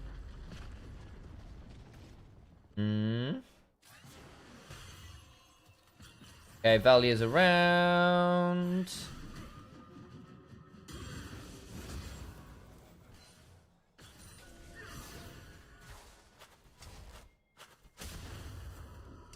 Not that bad a deal. It's only 100 gold or so, one way or the other. What does Velya have on back? Dirk? Oh, no, he doesn't. Ooh, what's he going here? Pickaxe double longsword. Would you say Baus is somewhat selfish playstyle is the reason Allies had such a hard time early game, or am I just dead wrong? It's part of it. Part of it. They're giving up a dragon here, so that's feats over to Vitality B. Okay, they're giving it up. So the answer is in part yes. Because Baus is but you've also got to remember that they are also, in general, as a team, liable to give up early kills. Because they will greed on weak side of the map, whatever it is, for more resources. And they will give up kills doing it. One of the reasons why things like Kiana are so good into them, because Kiana taking those early kills and then exploding it onto the rest of the map means that even though you gave it up on weak side, your strong side is then affected more heavily.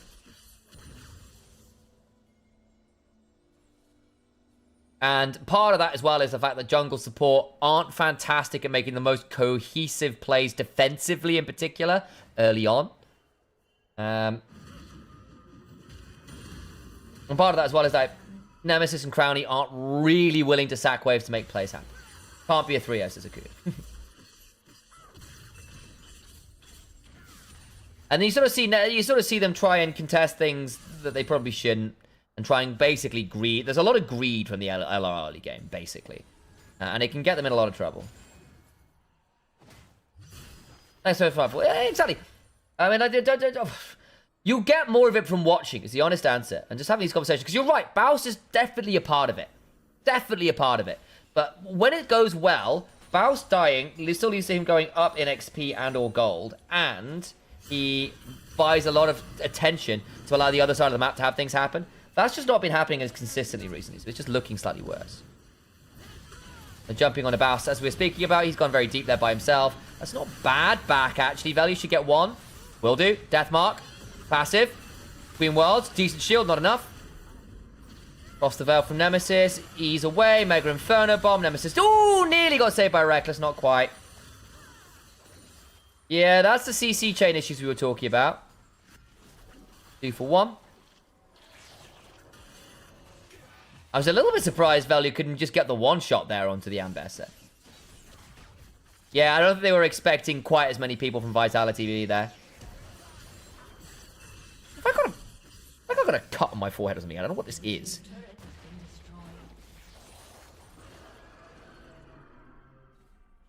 Come on. Can't see a damn thing. I do. How did I get this? From what? That's wild. Here's the replay.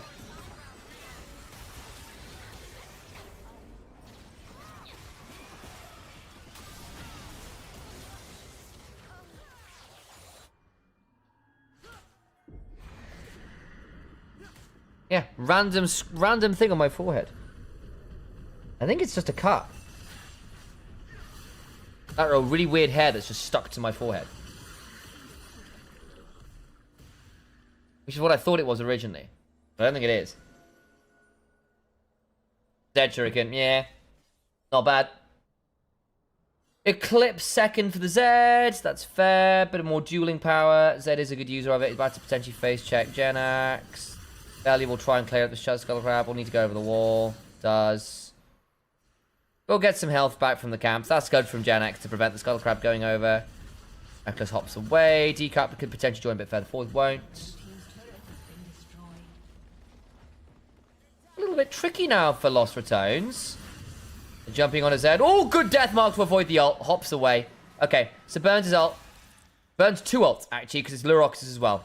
And he does lose the red buff. So in the end, 2 ults for an ult and red buff.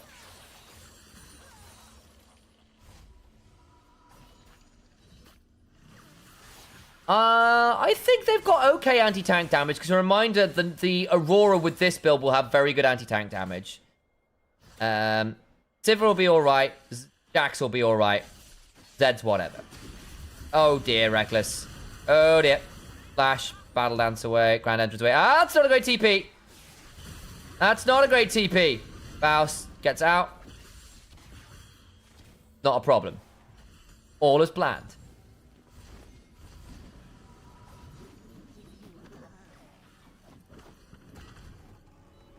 And it's a tangentially tanky team from Vitality B. Again, that's a Mumu support who's only on a Locky. He's not that tanky.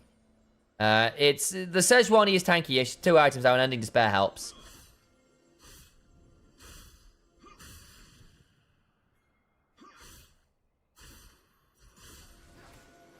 Did Baus really just TP and base after? Yeah, he kind of had to. He was going to come in for a play that wasn't actually happening, ended up getting punished. He's like, I got taken way too late. Little overeager on the TP trigger pull. He's been a bit late. Like, again, Baus has often been known to do that, shall we say. Dragon's up. Would be so point for LR. Baus is roaming back up again, having got the wave shoved. The control ward over by their red buff, actually. Oh, great cleanse from Crowny with the spell shield. So Sejuani ult down. That's actually fairly significant. You still don't have a moonwall. They've lost a lot of their big ults here, actually. Hang on, Vitality B are playing with just a culling and a public execution now. Baus. Baus! Okay, Rocket Belt's away. Battle Dance. Not Battle Dance. Leap Strike. Yeah, like, they are really low on ults now. I think they've got to be very careful with this. Gonna reset to have... Leap Strike away. Here comes the TP. Redemption. Heals people back up. Nemesis goes across the Veil. Public Execution lands. That looked like it wasn't going to land on then. Quickness comes on down. Not the best, but it's still going down. It's going to be an nasty card flip. Velia's won a lot of these early. Decap taken very low. They just had their resist shredded. They've got to be very aware of Velia's ability to pop someone at the minute with their resist being shredded. Between worlds. Oh, this is going to sting flip. That is taken by Velia with the auto and the smite. Oh, hang on. Last, they got the death mark down. Should pop VTO and does. Blast cones out. Can potentially even pick up Decap on the way with a good set of shurikens. We'll see. He's out. 1 for 1 and the Atakan. Auto smite from Zed is silly with low HP. Watch the HP here. Because I'm pretty sure Velia gets a really good auto smite. 2000 HP, flash, yeah. 1800 into auto smite. Contempt for the Weak is a hell of a passive.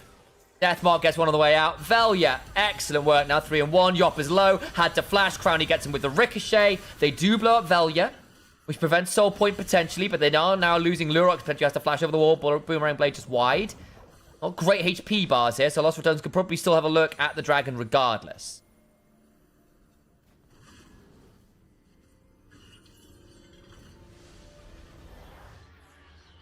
Why would you get Mikhail? Sivir has Spell Shield and Cleanse. True enough. You probably want a Mikhail's... So you could probably afford a Mikhail second.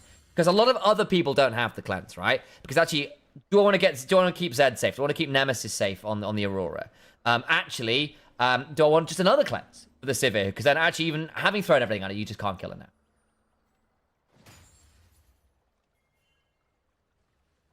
I think Redemption is fine for keeping people topped up, especially because they're not the tankiest team.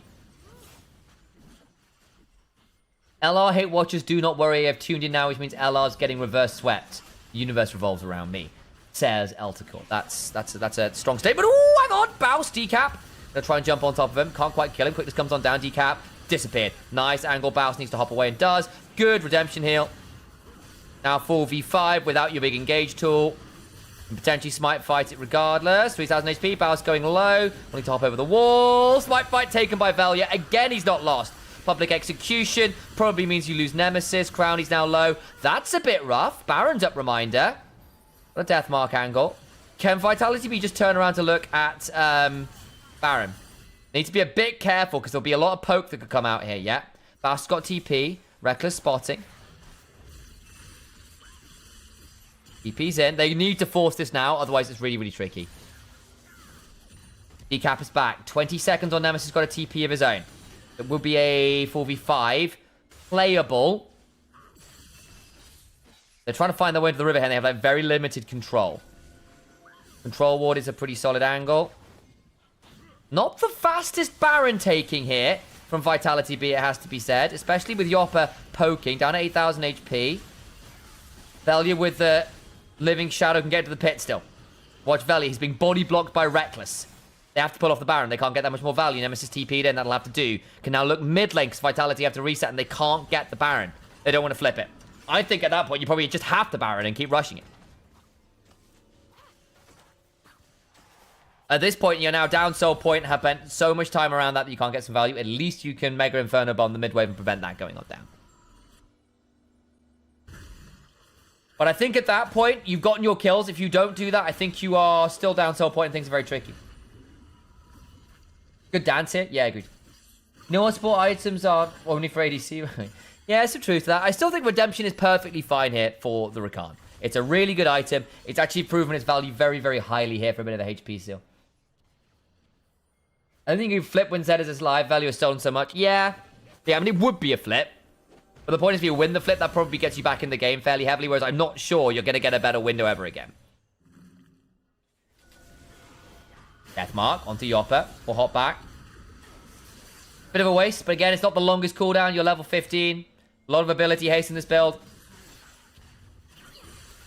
It was speculative. Vitality be a little bit too scared? Yeah. Why are we talking as if Vitality down in gold? True. What they are down is Atakan and Soul Point. So they are still down in that regards. And they have not won a lot of on-screen fights in a while. That was the best fight they've had in a bit. The Lucian's up gold, that's great, but it's still a mid-lane Lucian, which isn't exactly been consistent. And we've sort of been worried a little bit about, like, look, Vitality, you actually do need to land some good combos. And they're not really done that late. And then again, Dragon, Atakan. Some really frustrating picks. That was the best fight they've had in a long time. We'll see whether the 3-item Lucian can do some work here. Need to. And in fairness, into a very squishy comp. I'm just going to see Lurox. Goes across the Veil. Permafrost down. Mega Inferno Bomb. Oh, Lord. Yeah. See, that is the combo you have to be afraid about still. But, you know, you probably got a point there. That I'm probably being a little bit... I am probably feeling like, actually, that giving up the soul point was more significant than it was in terms of not taking the Baron there.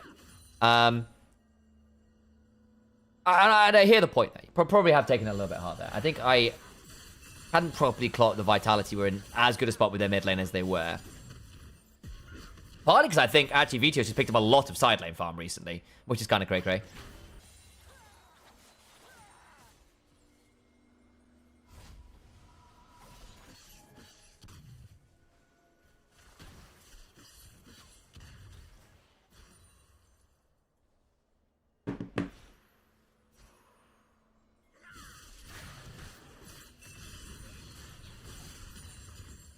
Lucian is so useless this game. Not necessarily. I don't think he's done that much work yet this game. Crownie has to flash there, though. That'll do. The moment we say it, he literally gets quite a lot of value. Between worlds as well. Not bad. And the Lucian's got a lot of people to, like, get CC to go through Vigilance passives for. And it did mean that the Aurora's not the most fun. Baus, though, all the while gets a tier 2. Nash's Tooth angle. Look, you hit this point on AP Jax, where with Nash's Tooth in particular, you just do so much damage to towers. Like, weirdly, AP auto attackers end up doing more damage to towers than ADs do post a certain point. It's kind of wild. Because of how they changed how AP affects turrets. Edge of Night for the Zed is very smart. A lot harder to pick him off.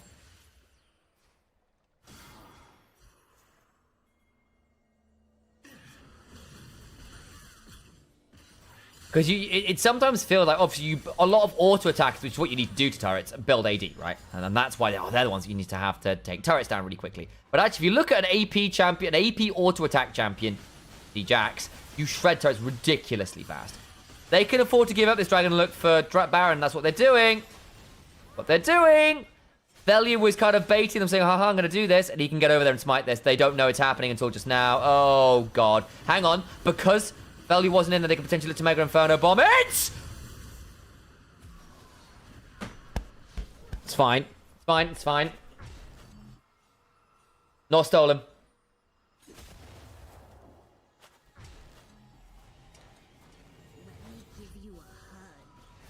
Give you a hug. That's gonna get another tier 2 with the Baron as well. He's so annoying this game. He just picked up like 1,400 gold plus waves. Hang on, Ambessa's not back. Baus hasn't backed and Ambessa's not back. Ambessa's in a lot of danger here. You can see all the pings. I think Genax has screwed it. He needs to get a really good public execution here. Good stun. Okay, they can't actually hurt him. Okay, I take it back. I thought Reckless and Nemesis were going to be there faster. They did too. That actually delays a fair amount of the Baron. Actually delays a fair amount of the Baron, I'm not going to lie. Riftmaker now for the Jax. Kind of scary.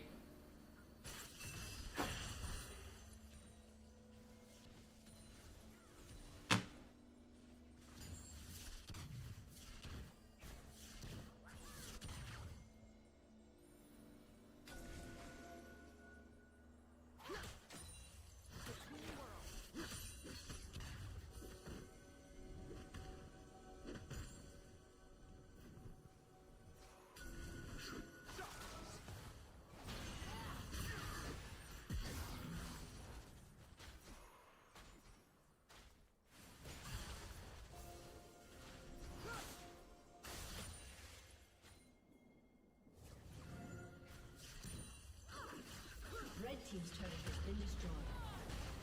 He's actually doing fine. How does this AP Jax work, by the way? Basically, with Phase Rush, you basically leap strike, counter strike, and run away with the Phase Rush. Decap's dead. We're going to have to talk about this afterwards. Public execution goes wide, so Genex doesn't get that much value. You can try and jump on a Nemesis, but between worlds, so Genex doesn't finish what he started. Velia is really deep. A flash over the wall does actually die, but Genex will trade it. All the while, Jax is finishing it! It's 4v5 and Baus is in the base! Oh my god. Your consistent DPS kind of sucks, AP Jax, but your burst is ridiculous, basically. And you have a lot of mobility because you build a lot of ability haste. But basically, you leap strike, counter strike, and phase rush away. And you burst for really heavy. You've got quite a lot of wave clear because your counter strike clears the wave. Oh, very nice from Velia. Yeah. Did he get Mikhail's on the way? Oh, very nice. He did. Oh, yeah, Edge of Night. Edge of Night was what did it. Sorry. She goes wide. And then he tries to get Yopper and can't quite do it with the satchel there. So Velia tries to flash out and can't quite do it. Unfortunately, the last order was already in the air, so they can't get him. But the problem is, Baus was already kind of ending the game.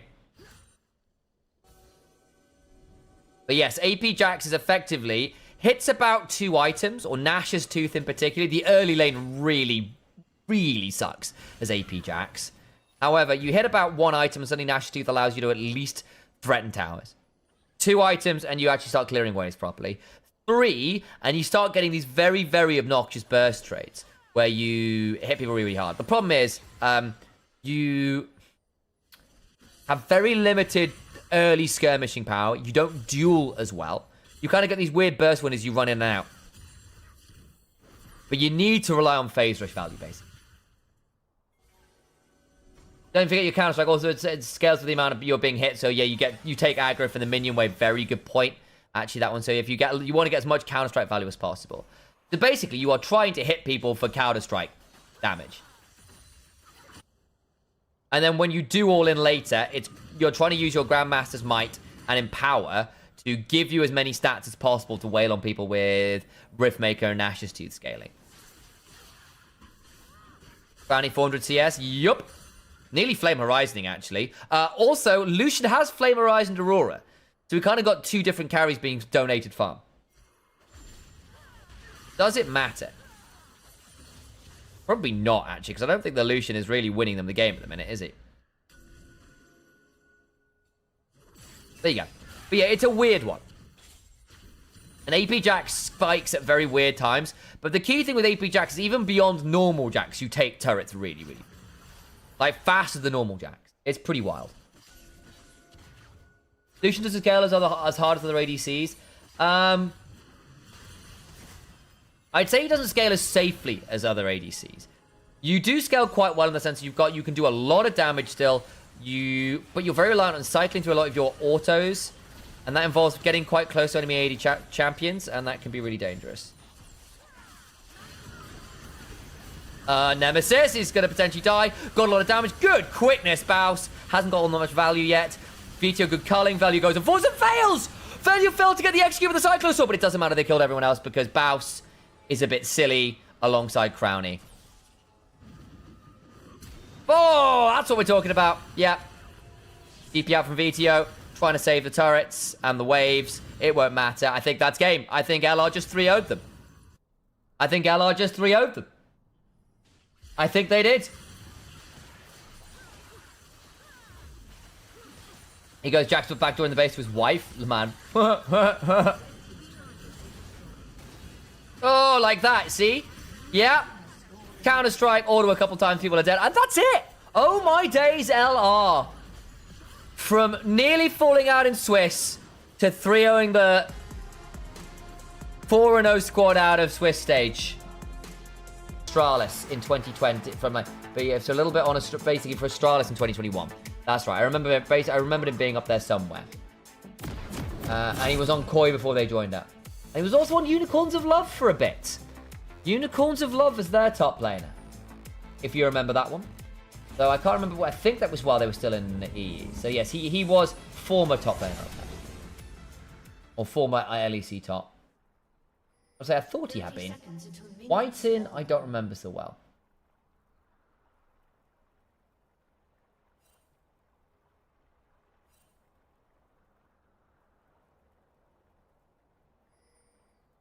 Yeah, Whiten has never had the chance. I don't think. Unless, was he on Heretics with that? No, he wasn't. That was still the Academy squad. Okay. Minions have spawned. Okay, yeah. The White Knight was. I just need to remember exactly where. Because I was thinking it's a little while ago now. 4 or 5 years ago. Galleons outrange Bast very heavily. I agree. Oh, CLGEU got timed out. I'm sorry. Hang on. Let me save you, Laxio. Yeah, because you typed CLGEU with the dot in, it caught you for a link, which is silly, but you know how it is. Thanks, stories. How about returns? They made it already. They have. If you scroll back in the VOD, you can watch the Lost Returns games on Onivia already. They managed their way.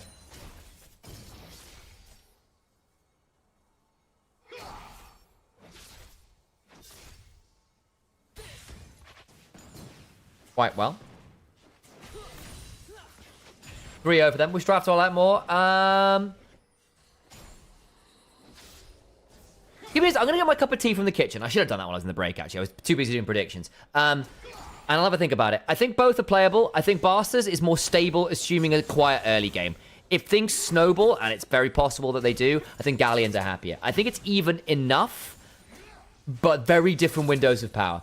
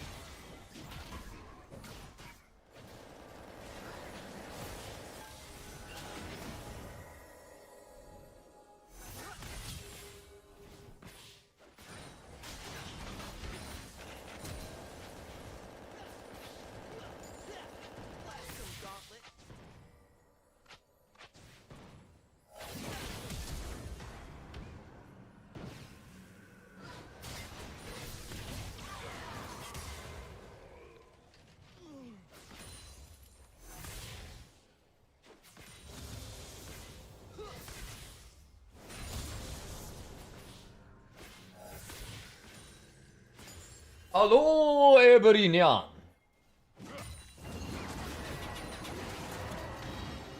Choo-choo. Darren Solicar. Astralis White Knight. Yep.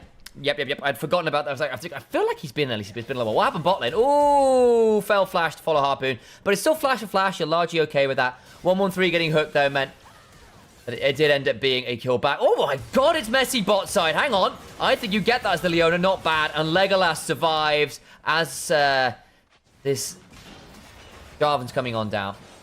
Wow. Okay. Well, that's now problematic as Harpoon is dead. 1-1-3 can look at this. Yeah, if Zola sticks to hold this wave, he's in danger. Needs to be really afraid. They can dive this. They absolutely can dive this. Zola's got nothing to work with. He needs a really good aftershock proc, and he's not going to get it. Nicely done. Very good dive.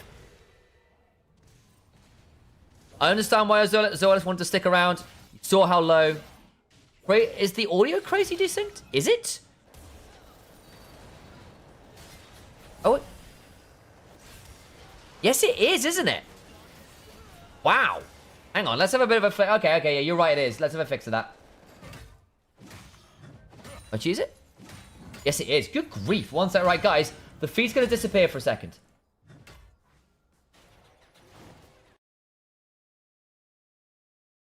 We're going to try and get that desync fixed, because you're right. It is very, very desynced. That was really weird. Has that fixed it? Yes, it has. How did you not notice? I was busy getting my cup of tea.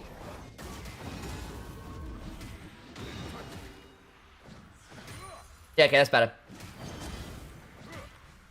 Wasn't desync for me at all. It was on my end, so I think it slipped out of sync at some point. Because basically we were listening to basically what was the key for me is you were watching Jack's auto and you were hearing the auto about a second later. It was really out of sync. Has now fixed it, however. No AP Jack's disappointed, I know. Sometimes it's the way of these things. If Barcelona get to 30 minutes and they aren't more than 3k behind, they win the game. It's definitely easier for them to play out straight objective fights later on. Again, it's not a guarantee because Akali, Vi, Jax, Nautilus, all really, really annoying. And I will also say, Ezreal strictly outranges pretty much the entirety of Barca as well. So there is a world where Ezreal gets to just kind of beat Corki Azir theoretically. But it requires Harpoon to be really, really, really good. The Lion does not concern himself with AD scaling, says Amicum, with a very nice Game of Thrones reference. As with blue buff, very scary.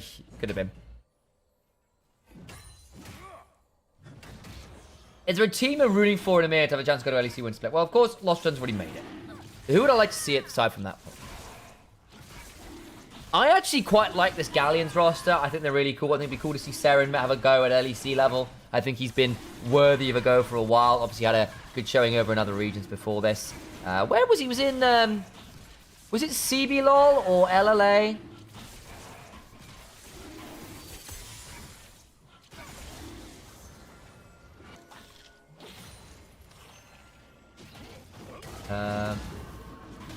Ragnar's going to get a lot of value here onto 113. It's a grass proc, backs away. Who else would I like to see?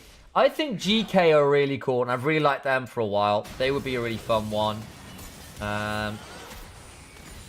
Decent chunk.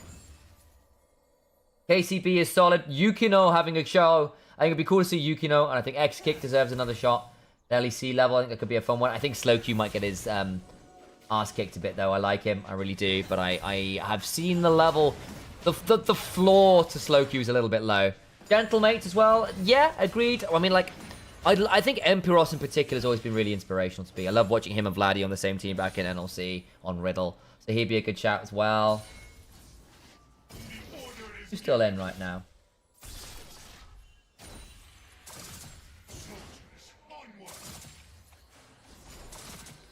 I mean, well, who's on Heretics? I mean, Heretics are doing quite well in their series at the minute. The Heretics could be a fun one. There's a few really cool teams, actually. I'm looking at this, but probably why this EMEA match has been quite hard to read. There's some really fun ones to check out. I don't trust any tier 2 to do any good side laning bar win in my books. That's fair. That's fair. I can see that. But it's not necessarily just about side laning, though. There's also an element of just being able to find good flank angles and abuse bad vision. And vision setup is not always the cleanest from EMEA level teams either. This means one side of the bracket way stronger than the other. Oh, it is, for sure. One side, because Lost Ratones lost so heavily, and because they ended up in the 3-3 bracket, they are not one of the top-seeded teams. And so you ended up with Vitality B, who went 4-0, versus Lost Ratones. And Verdant ended up drawing, because of the way the draw works, one of the 3-1 teams ended up with a harder draw, basically, and they drew Verdant. They ended up in this ridiculous bracket where Verdant ended up against KCB and Lost Returns ended up against Vitality B, which is pretty ridiculous. Thank you for the follow, by the way, too, Turtle. I appreciate you. No grubs for Azir. Yeah, that's a big one. That plus Nash's Tooth is often a really big spike.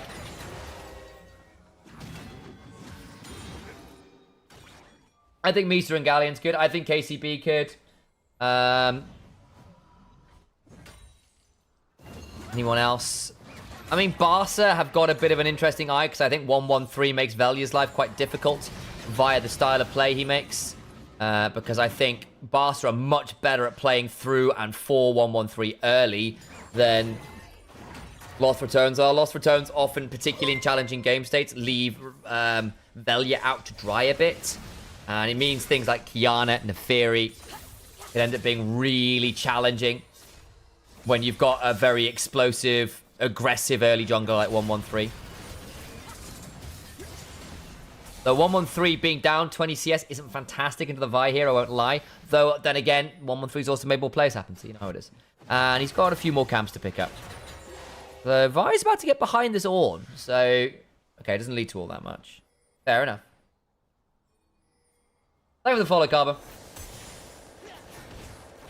Force Bomb! Is Vitality French or German? They're French. Vitality B is a French orc. One of the OG ones, actually. Been around for a little while. Solar Flare came on down to Serin. Flag and Drag. Ooh, Cataclysm! Maybe just have enough damage. He flashed! Oh, Serin! That's unfortunate. Thank you for the follow, Nesh. Oh my god, Legolas needed to barrier that. That was about as tight as it gets. Harpoon nearly had that.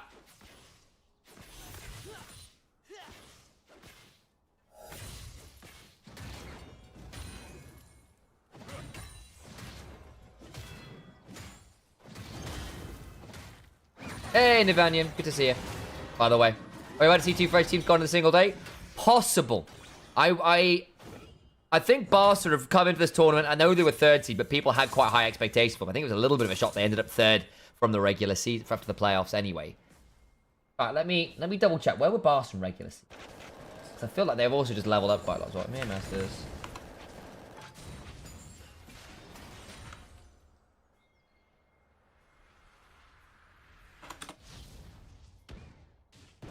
And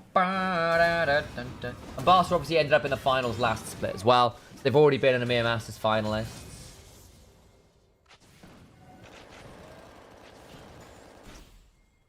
So they had a really shocking run through Superliga Swiss stage, where they ended up coming in 8th, which is kind of wild. And they made a massive run through... What the heck happened here? How the bloody hell did Barca end up in playoffs? Summer playoffs, here we go. They just had a crazy run through playoffs, didn't they?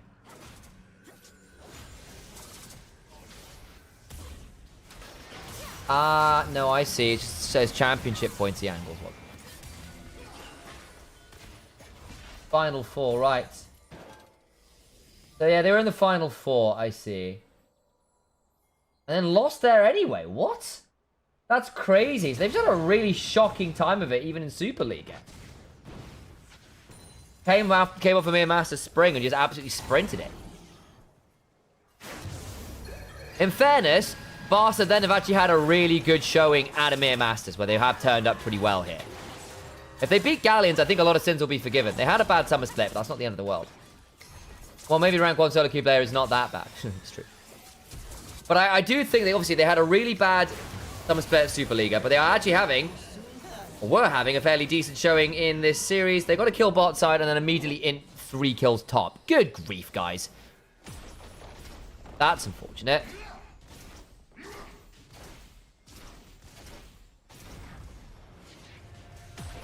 Jack needs to go bot. That was a rough dive topside. You gave the Ezreal a lot of value there as well. So what the hell happened? They just tried to dive on a Ragnar, and he just counter-strikes them. Yeah, flash counter-strike value. Legolas ended up taking turret aggro, had to leave, dies. Yeah, it's just not great. Good play from Ragnar. Really good play from Ragnar. Gets a double kill. They got the turret topside as well. That's feat of strength. 2,000 gold lead. Feeling pretty good. That's the kind of lead you want to get if you want to win this game from where they're at, I think.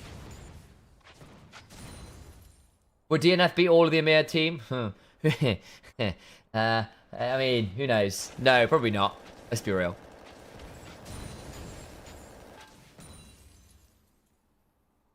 Isto.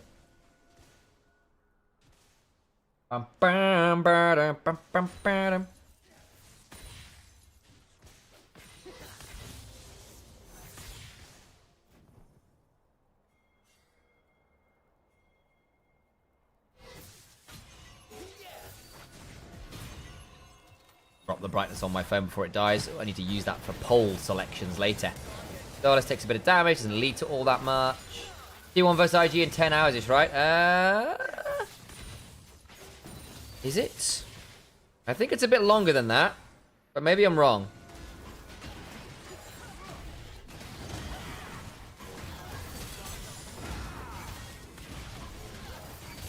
Is it in 10 hours? Bloody hell. I thought it was starting on the 14th.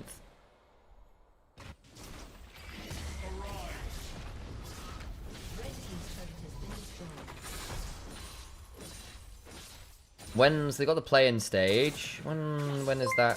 Hey, thank you very much for the follow. Beelzebub. I need to pay attention to that. Chocolate's actually in a lot of danger here. Oh, important flash. Important flash. 8 seconds till Seren gets his back though. He needs to. Oh boy, Chocolate doesn't have his own ult. Let's get Seren. Thank you for the follows, guys. Really appreciate it, Beelzebub. Kalendor.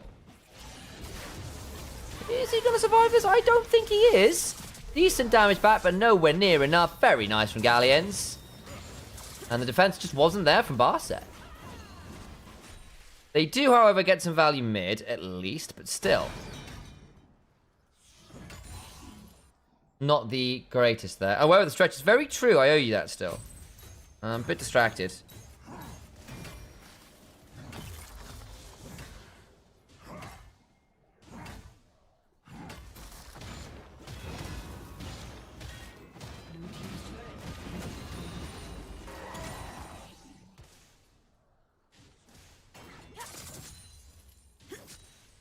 Playing. When is playing? Here we go. So tell us when it is. Yeah, it's on the 14th. It's Tuesday. Tuesday. Sunday today. So it'll be 10 a.m. EU time on 14th of October. It is the 12th today. And nothing tomorrow. Well, so it's in about 36-ish hours is actually when it is. Nivanyan.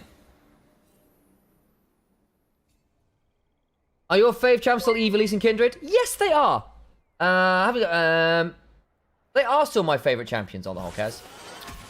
I really like playing all three of them. They're just great fun. Elise is a wonderful early snowballer. Kindred was like the one I spammed. It was the first Mastery 5 gem. I went absolutely hard on that one. Eve is my current main. Love playing it. Right, so tomorrow I thought World will start soon. It might be with way NA time zones work, is the honest answer. Unless I'm being lied to by LOL fandom, which is, I suppose, possible. Let me check LOL esports.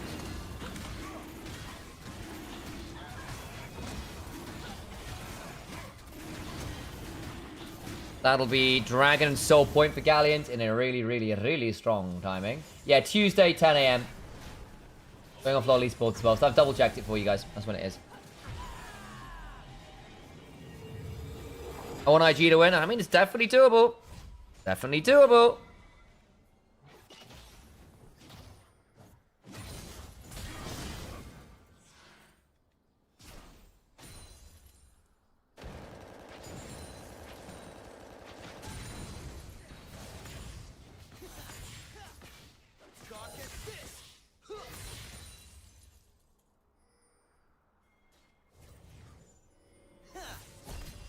Oh, good barrier. Doesn't stop him back. Doesn't actually save his back, though. That's really annoying for Legolas. Unfortunately, Ezreal's getting to the point where he gets through barrier. It's a bit annoying. I want an Initialise cast to win. I mean, who doesn't? Who doesn't? I bet Riot doesn't want that. I mean, it depends. You've got to remember, Invictus Gaming is by far the most popular team in China. By far. Like, I don't know if you watch much LPL, but they get insane viewership. So it's not quite... Oh, 113, that's not fantastic. Chocolatte's having to reset on the other side. I mean, Galleons are kind of running over this right now. Barca really struggling to make the engages stick. The mobility of Galleons is proving quite tricky here. Do you think there'll ever be a tier 2 League Worlds? EMEA is all we get now? Yeah, it kind of is at the minute. I'd love to see that. I think I think it'd be a cool one to do.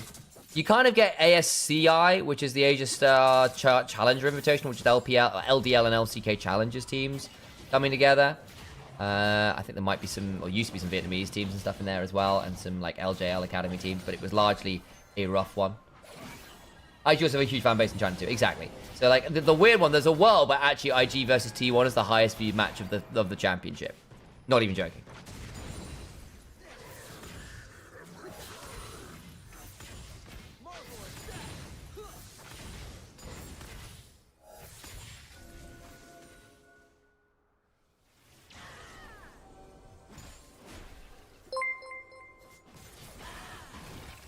Richie Zhu, thank you for the follow.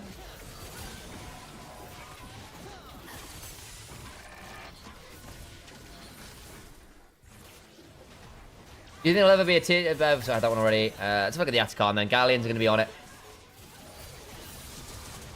Flag drag away. Or sorry, like, Shuriken flip away from the flag and drag. I think this is going to be a flip. 113 needs to make his way in. 3000 HP is what he's trying to body block. Depth charge, hook, CC chain. Doga still going down. It's not being taken very fast. 113 goes forward, goes down. Can still look for the Atacon. It's all a bit of a mess. It is taken by the Vibe, but they lose the Nautilus. Jack's knocked up. Doesn't really go down. Ragnar might well die here. We'll throw down the Grandmaster Smite, I think, to no avail. That's a shutdown. Atacon taken 2 for 1. Probably still fine right now. Oh, Chekalad. Nicely done. Flash from Seren. Still gets rooted. Got the Shuriken flip. That means Whiten likely dies. Not bad from Xerxes to the backside. Legolas, unfortunately for him, finds Seren in the middle of everyone. And Seren's about to kill everyone's faces, I think. Nearly nice from Barca. But I think we're going to 5 here, folks, because Seren just murdered everyone. I think T1 is going to stomp 3-0 IG. We shall see. I think on paper that's true. But I know, like, all of the LCK teams have been saying, yo, IG's been stomping us in scrims. Like, they've beaten everyone from LCK in scrims. Like, Gen G have been regularly beaten by IG. HLE, KT, they've all been beaten by IG in scrim. But that's scrim bucks, right? So we'll see whether those translate to stage. But don't sleep on IG. If they turn up in regular season form, they could be damn scary. Seren LEC ready? I think he's got to be one of your prospects if you're looking at a EMEA option. Obviously, he's had Worlds experience before. Yeah? Just not via one of your major regions. But I'd certainly consider him an option. I'd want him with a veteran jungle. Or a very proactive one to give him something to work with. Or a support that's willing to come and help him out a bit. Because you need that mid jungle to make sure that he gets to play the... Or that jungle support to make sure he gets to play the game a bit better. But I think he'd be a worthy attempt. For sure.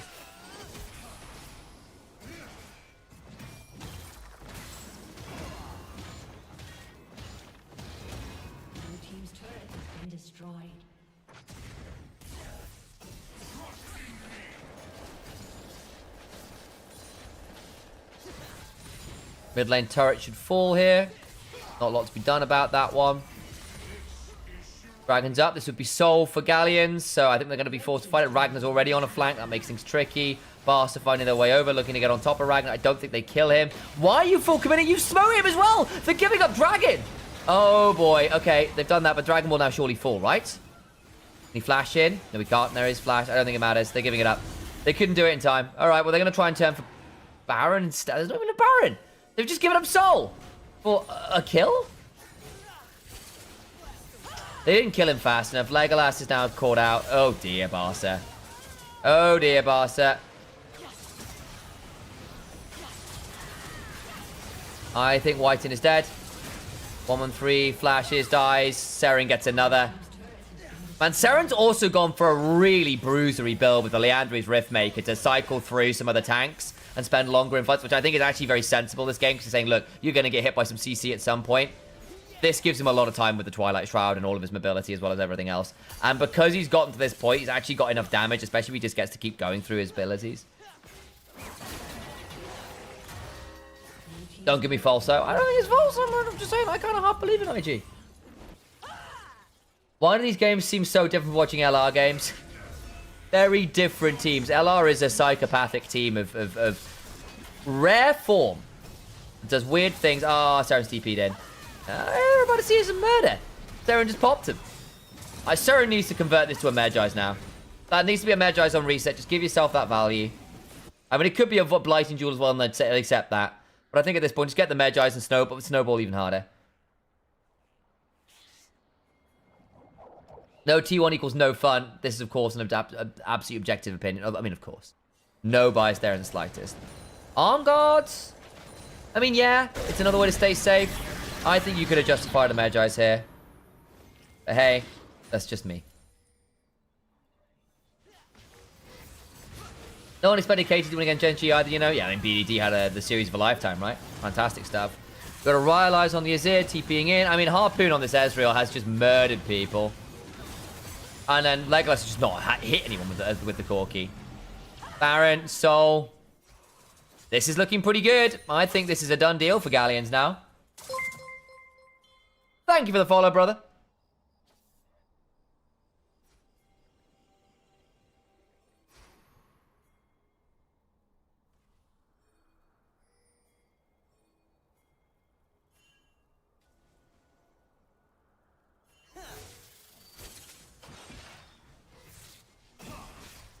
Thanks for the stream, anytime. Glad to be here. Or maybe not anytime. I need to sleep at some point. Some point. True shot barrage.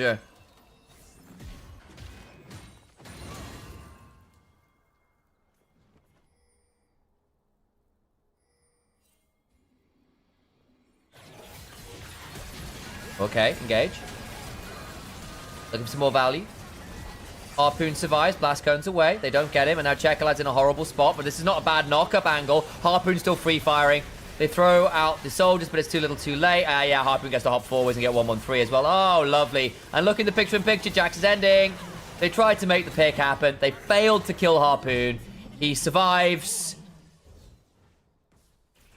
It's over. It's over, it's over, it's over. Legolas needs to clear the wave, and I don't think Ragnar actually cares, especially here. He takes a bit of a turret shot there, but he'll blow up White-In. Goes golden himself, can hop away to one of his minions. Nexus turret falls. And it's over, we're going to 5. Ba-da-dum, ba-da-dum, ba-da-dum. Nice. Okay. We go to 5. We go to 5. Decent poke, and it's very good pick. The Jace is not bad into the Zoe, because you can basically jump on her when she portals and feel happy about it. The Jace was always a little bit of a matchup into Zoe. I'm not sure how it plays out this way so far. And then there is the issue of who kills the Monday. That will be a problem. Theoretically, Burn from Maokai Renekton should be able to manage it eventually. Yeah. Thoughts on Victor? Fine, but he's kind of dropped down more to a B tier than an A tier. I think he doesn't have as easy a time in lane as he once did, and is kind of secondary to a lot of the other mages right now.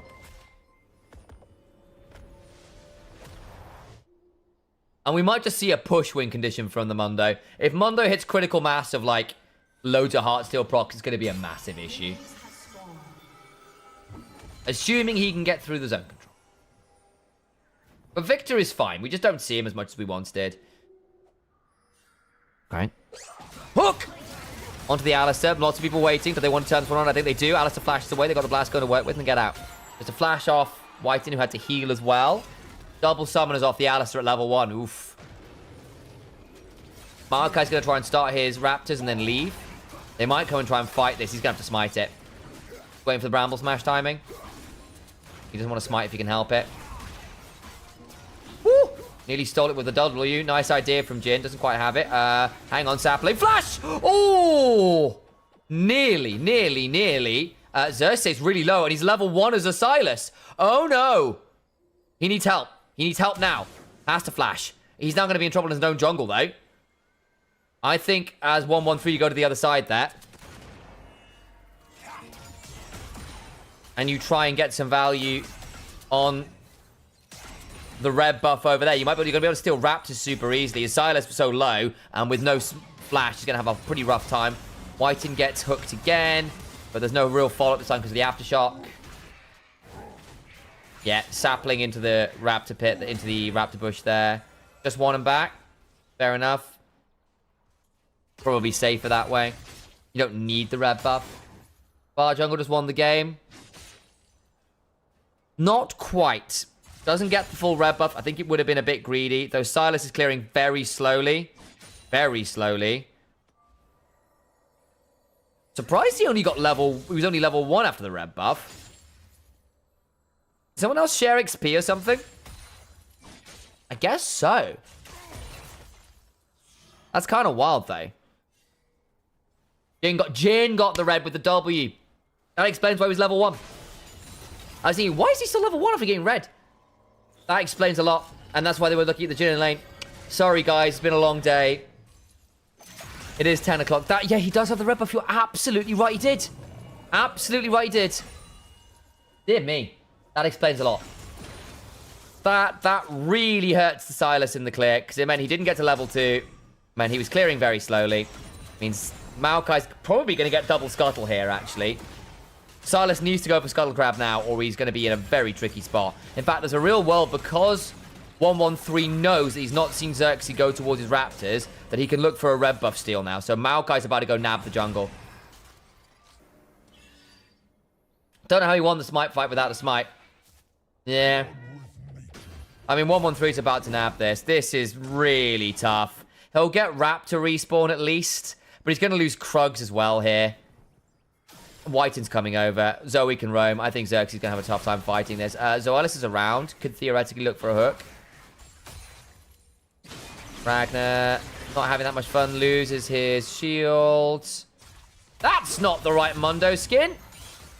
Okay, does steal the Raptors, but it's still going to be in danger topside. Ragnar does not have his passive shield. Not for a little while yet. I think it's probably a dead Mundo.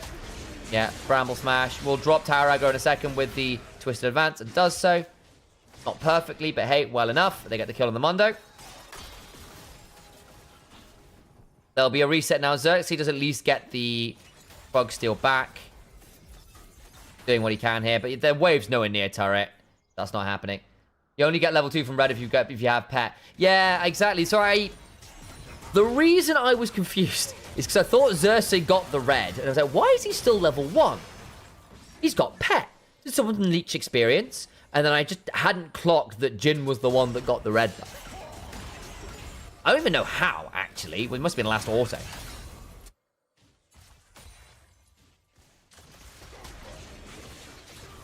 I don't know. Zoe could have been good. Victor, yeah. Zoe, theoretically, would have been really obnoxious to a lot of the champions they had. And they were thinking it was going to be a Silas mid, because Seren's a big Silas player. And Zoe's not bad into Silas because it's a really shitty ult to steal, basically. Seren's not actually having that much fun with the matchup at the minute on the Jace, because theoretically you can punish the Zoe by just accelerated shock blasting where she comes out of her portal. It's not really been working out that well. She'll clear out the majority this way, but it's still going to be down about 10. Seren's most played is Jace. Very true. Very true. But it's just not been a... Jace hasn't been a mid lane staple for a little while. And Ragnar plays it a bit as well. Though, in fairness, I don't know what he was playing so much this year in mid lane. If he was playing a fair amount of Jace in mid lane, I just hadn't tracked it. That's possible. In fact, let me check. Seren, UL, but it seemed like more of a Jace top angle. Played Jace this year. Yeah, he has not. He's played a few games of Jace mid this year, to be fair. He has played a few games of Jace, and he's 5-1 on Jace this year, which is pretty good going. What he played in summer. Yeah, he played like 4 games of Jace. So in fairness, I should have been more aware he could have played it. Should have been more aware he could have played it. Has Ragnar played any Jace? No, he's not. No, he's not.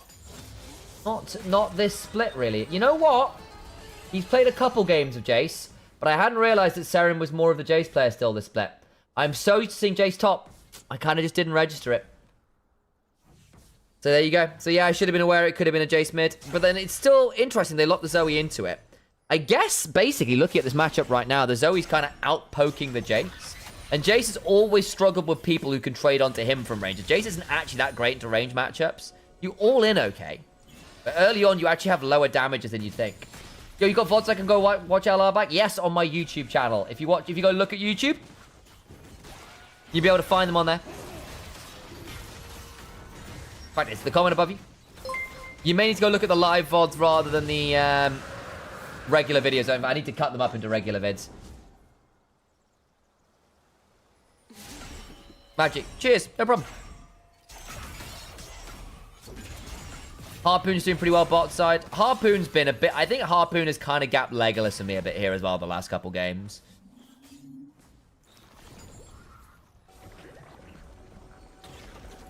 Okay, so we don't expect you to be perfect. I know, but that's a bad one to miss. So I'm busy doing chat stuff as well. One of the reasons, like, trying to cast while co-streaming is quite tricky. Because you are paying attention. So I'm paying attention to, like, 3 chats. And having conversations. And solo casting. Which is quite a lot. And also, it's, like, 10 PM. It's quite late now.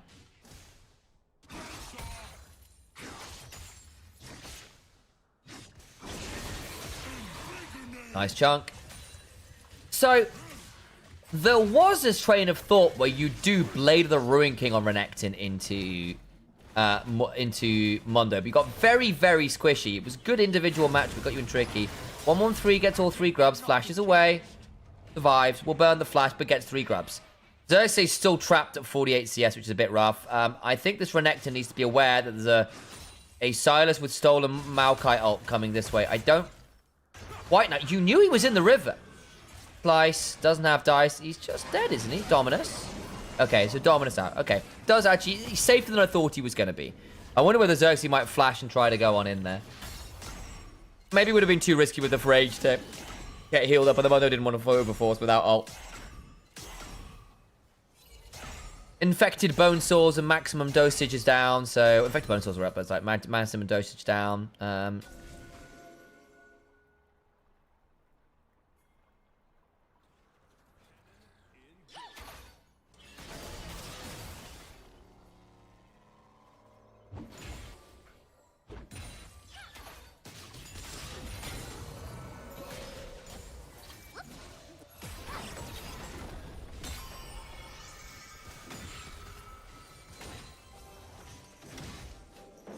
I will say Chakalad's in a pretty good spot here right now as the Zoe. Could be really, really scary. Yeah, that can happen. Hang on, Deadly Flourish.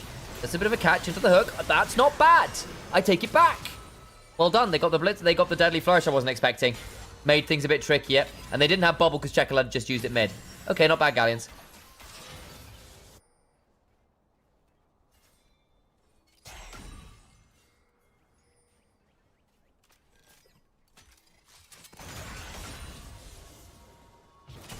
Art Zapper, that's the name of that.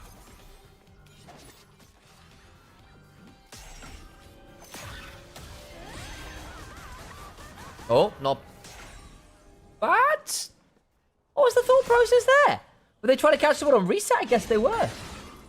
But that's a big set of ults to burn. In fairness, a couple minutes until the next objective, so you don't need them for a fight right now.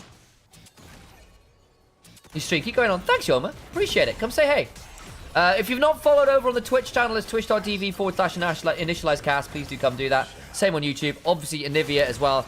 We do some co-streaming over there, and we re-stream over, so please do come say hello. Oh, Legolas, that's bad.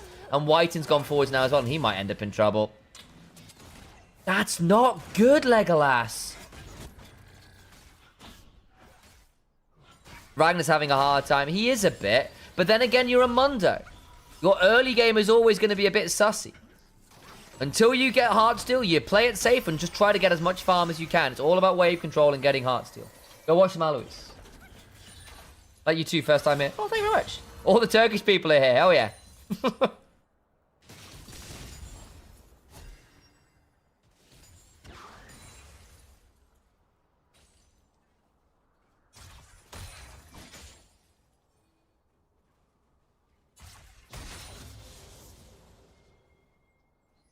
The fool thinks he's LEC level. I mean, the thing is, going and be confident. In fairness, Legolas has had some good splits this year. He has.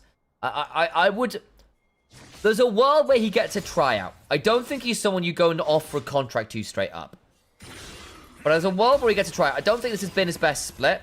And obviously, this hasn't been his best series. He has played this tournament relatively well. This isn't the best looking, I will say that. It's a Legolas. He's never safe. He's a very, very aggressive AD carry. One of my criticisms of him is he often gives up a few too many deaths for my liking. He makes a lot of great plays. But especially on AD carries where he's not really given license to, he can step a bit too far forward for my liking. Hey, thank you for the follow, Origin of Custard. What a name, by the way. The Origin of Custard. Xerxes coming up. I don't think he really wants to deal with that, so he'll just take the route. He may be in danger here. Into the bubble. Into the bullet time. Oh, very nice. Great combo. Oh, hook onto the Alistair. I don't think that leads to all that much. And now you're going under the bubble onto the Blitzcrank who has to flash. They can look for some more. Oh, my lord. And now Harpoon's in danger. He may need to flash, but where to? More damage. Very nice from Barca. That got them feats of strength as well. And Sony Legolas is 3-1. Really lovely bubble troubles. Trouble bubbles. That way around. Thank you for the follow, Alatar. Xerxes thought he was safe. He thought he was safe. Flash headbutt Pulve into the sleep. And reminder, sleep is not broken by bullet time. This is the one reason why Lilia and Misfortune's a silly, silly combo. It works with bubble sleep as well, as far as I understand it. Hey, Maximus. Hey, Alatar. Thank you for the dead fish as well. And be moaning. And Hunter Chew. Another sleep. Whiten survives. How's that possible? Because it's broken by... There's some weird interaction with it. I don't actually know why. You know what? I'm going to Google it because I don't know. Excuse me while I'm on my phone for a second because I'm going to look. Why does bullet time not break sleep?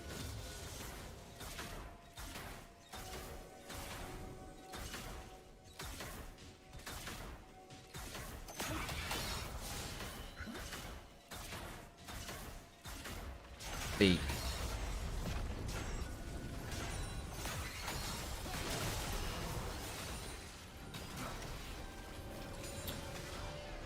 Ah. This is why. It's a DOT ability. DOT abilities don't do it. It has to be single instance. And bullet time is considered DOT. Wait, if Galleons loses, only KCB is left in LFL? Yes. That's why it is. So any DOT will not break sleep, which is why Misfortune Lilia is silly strong. Why it can be kind of scary with Zoe as well. I'd kind of forgotten about that interaction. But it basically means if Maokai lands a root or Alistair lands a combo that is followed up with a bullet by a bubble, you get the empowered damage from bubble reminder because sleep empowers your damage and it won't break sleep. You're my DOT. Thanks, Nivanian. Have a great stream. Thank you, G-Bomb. But that is a very, very, very silly combo. White Knight is probably safe. I think Ragnar doesn't want to take too much risk under turret. He's gone Warmogs first. Is that the build? Is it Warmogs into Heartsteel? I don't actually know.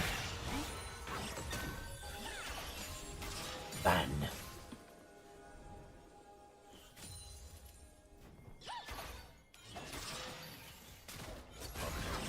What does DOT mean? Damage over time. Damage over time. So examples. Morgana Pool, Tormented Shadow.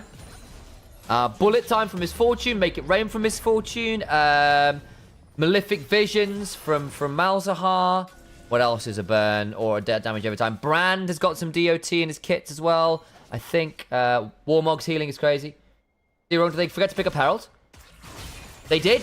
They did. It's not in inventory. Yeah, I think they forgot to pick it up. I was busy looking up DOT stuff. I didn't see it, but you're right, they didn't. Slice and Dice, not really available. Cull the Meek wasn't enough. Xerxes with the Stolen Dominus is pretty tanky, but gets knocked back. Headbutted under turret. Maokai up roots him again. Ragnar's also rooted. Dang on the curtain call, though. Means 1-1-3's in danger. They have to body block. Out comes the heal. Hook onto the Alistair, but he's pretty tanky for a moment or two longer. Misses the Pulverize. Look at Chekalad, though. Looking for the angle. Can't quite get the kill, but it's still low. Deadly Flourish. Bullet time on the other side. Really good angle from Legolas. 2 for 1. Chekalad looking for some more damage. Can't quite do it. Oh, my days. That Shock Blast nearly did it, though, from Saren. Singed. Really good angle. Onivia ult. Yes, I think so. Counts.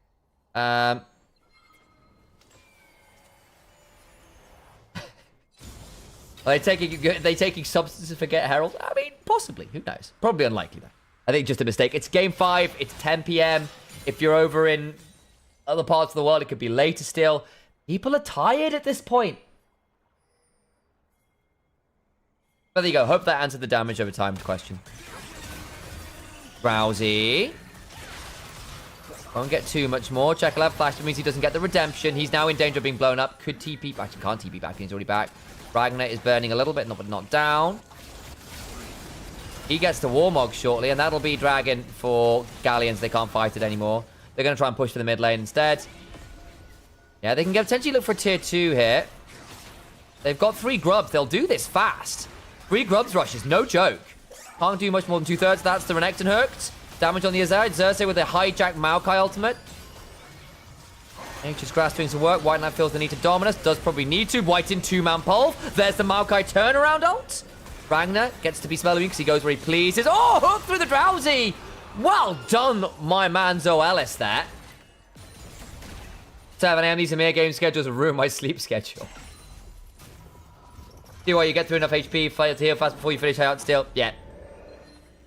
I think that probably makes some sense. If you get to Heartsteel now, I think this Mundo is pretty much unkillable. It was looking really good for Barca, but a couple fumbles there under the mid lane tier 1, mid lane, bot lane, tier 1. Correct lane selection now done. Then not quite getting the tier 2 and losing the Renekton there is a pretty big deal, actually. Not a done deal yet, but I think Galleons have done a good job there of coming back in a way that could have otherwise been quite tricky. I think the double Ghost Blade from the Jhin and the Jace makes a lot of sense into dealing with Maokai in particular, and to an extent Zoe when you need your dancing shoes on. Being an Australian LoL fan is rough, not gonna lie. Yes, I imagine. At least you're in a decent hours for LCK and LPL, I'd imagine. Chekalad needs to be wary here. Doesn't check the bush. Chekalad gets a Drowsy down, hops over the wall, looks to get some more damage. He's dead. Had White in behind him, but Seren just blasted him. Well done. Atakan spawning. And that's a pretty good shutdown. Actually, is it the shutdown? No, it wasn't, but it was still a fair amount of work. I miss OCL so much. Rusty was my fave. Rusty was amazing. Really lovely dude as well. Everything went down after the end of OPL. Did a bit, didn't it?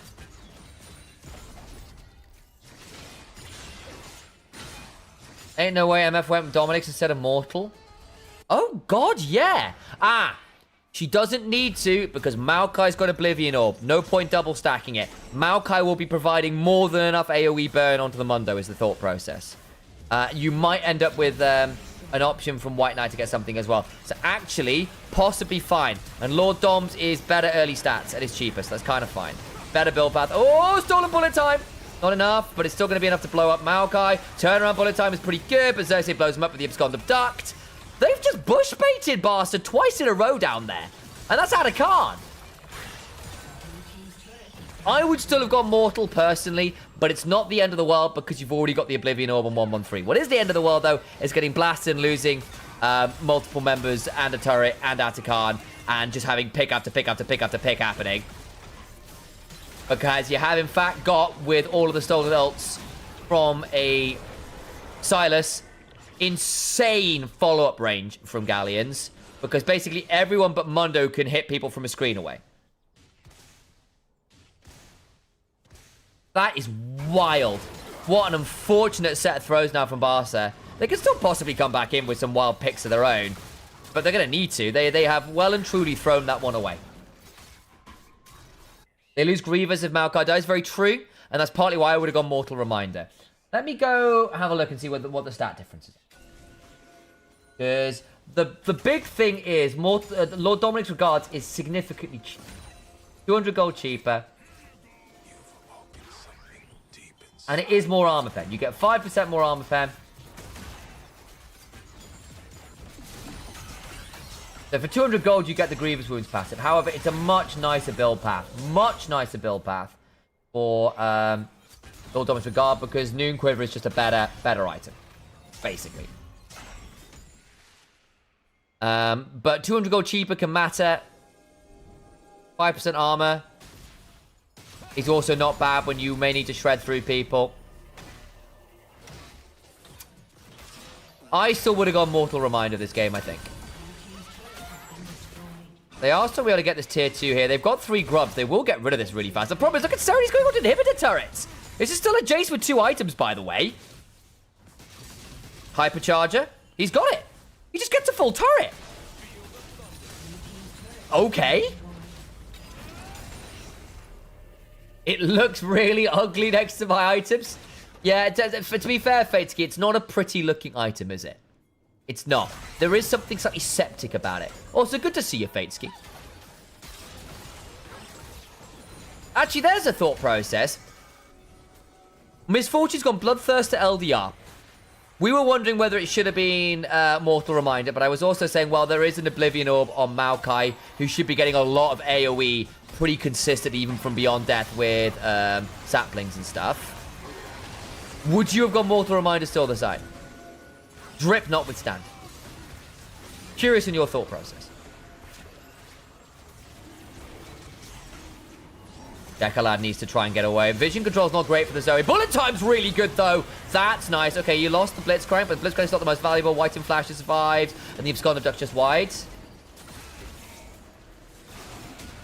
Watch for Chekalad on the flank. Could lose a lot of damage. Just about misses Harpoon, but still lands the bubble. Seren eats a fair amount of damage now. Gonna be a flip on the Dragons, be Soul Point. Chekalad, another good angle, another sleep. But Jin stole Dragon. Oh my god, he's got more objective than the junglers this game. He got the level 1 red buff. And unfortunately, triple kill for Jin. Oh my god. I thought that Zoe angle was going to be so much more annoying than it was. And they just lose the fight afterwards. My days. Okay, well, Jason Jin just hit everyone in the face with lethality on squishy comps. I mean, that's game, right? Xerxes looking. Ooh, does it matter? Sleepy, but is out of bubble range, or out of turret range. Out. Rocket Belt. Saren's looking for the Shock Blast. Good dodge with the Rocket Belt. I think Seren can flash for this. Seren can flash for this. It will give Chekalad the angle potential, but he has, like, no mana.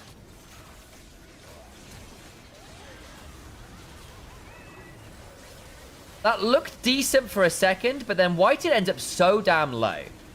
He burned a lot of ults here. I genuinely thought Chekalad was going to cause a lot more troubles for Seren and Harpoon here than he did. Like, he lands a few bubbles, but they don't follow up on the bubbles really well. What happens here? Where did all the health bars go? Is it just Xerxes and Ragnar just running at them? Ragnar running at them? It is. Yeah, okay. So, it steals that one, and then Xerxes is actually just quite scary, and Ragnar's just a monster. He's a beast. As Jin also just gets to rotate through people. Yeah, it's Mundo plus Atacam pops, plus good pop finishes from Harpoon with a really, really nice dancing grenade. I don't know whether he had Infedge before that. Don't think he did. That's really good.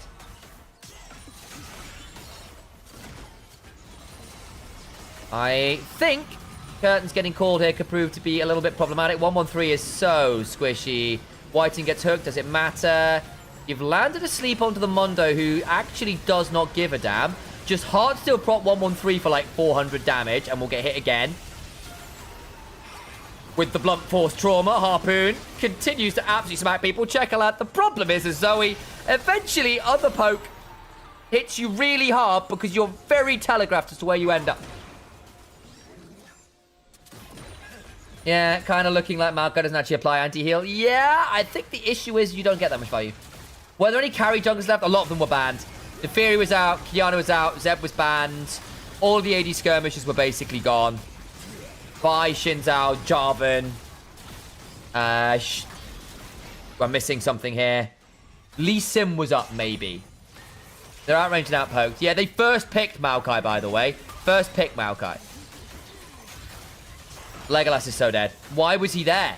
Why are you there? I mean, you got the wave shoved. I love it. Just give me a laugh. And then they banned Nidder and Zed. They banned Nidalee Zed. The Nidalee Zed were banned. Neferi, Kiana were down. In fact, do I have the drafts in here somewhere? I might actually have the drafts in here somewhere. 1 second. I mean, here's the replay. You just hit a point where, unfortunately, as Chekalad, you really are at the mercy of the double poke into you, as the Jace just does insane amount of damage to what is a very telegraphed poke champion.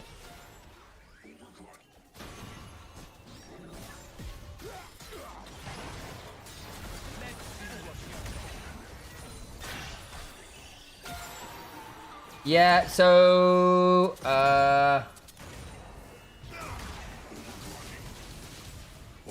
We had lost Jarvan, Shinzao, Neferi, Zed, Maokai, Patchy. No, that's the wrong game. I'm looking at the wrong bloody thing. There we go. So we'd lost quite a lot. We'd lost Neferi, Kiana, Skarner, Jarvan, Wukong, Poppy, Shinzao, Vi, banned away Nidalee and Zed. So it was very limited champion pools. There you go. But I think it's looking pretty much over. It's a 10,000 gold lead. In the picture-in-picture, Sylas is winning the 1v1 versus the Renekton. It's done, guys. It's done. There's no real way out of this. Unless you land the miracle pick onto Seren and Harpoon with a really good Alistair Misfortune Zoe combo, it's over. And you've just lost your Renekton in the 1v1 to the Sylas. It was defending the wave on the journey in. Flash. Chekalad is down at 10% HP. The bullet time is okay, but it doesn't get any kills because Chekalad was immediately slapped in the face and died, by the way, as Ragnar just says, push! Push! Oh! Seren! KO! Sniper. Wow. Wow. There were some good moments from Barca this game, but they were not respectful with the leads. They fell prey to the pick and the follow-up poke from Galleons because they were able to follow up from so far.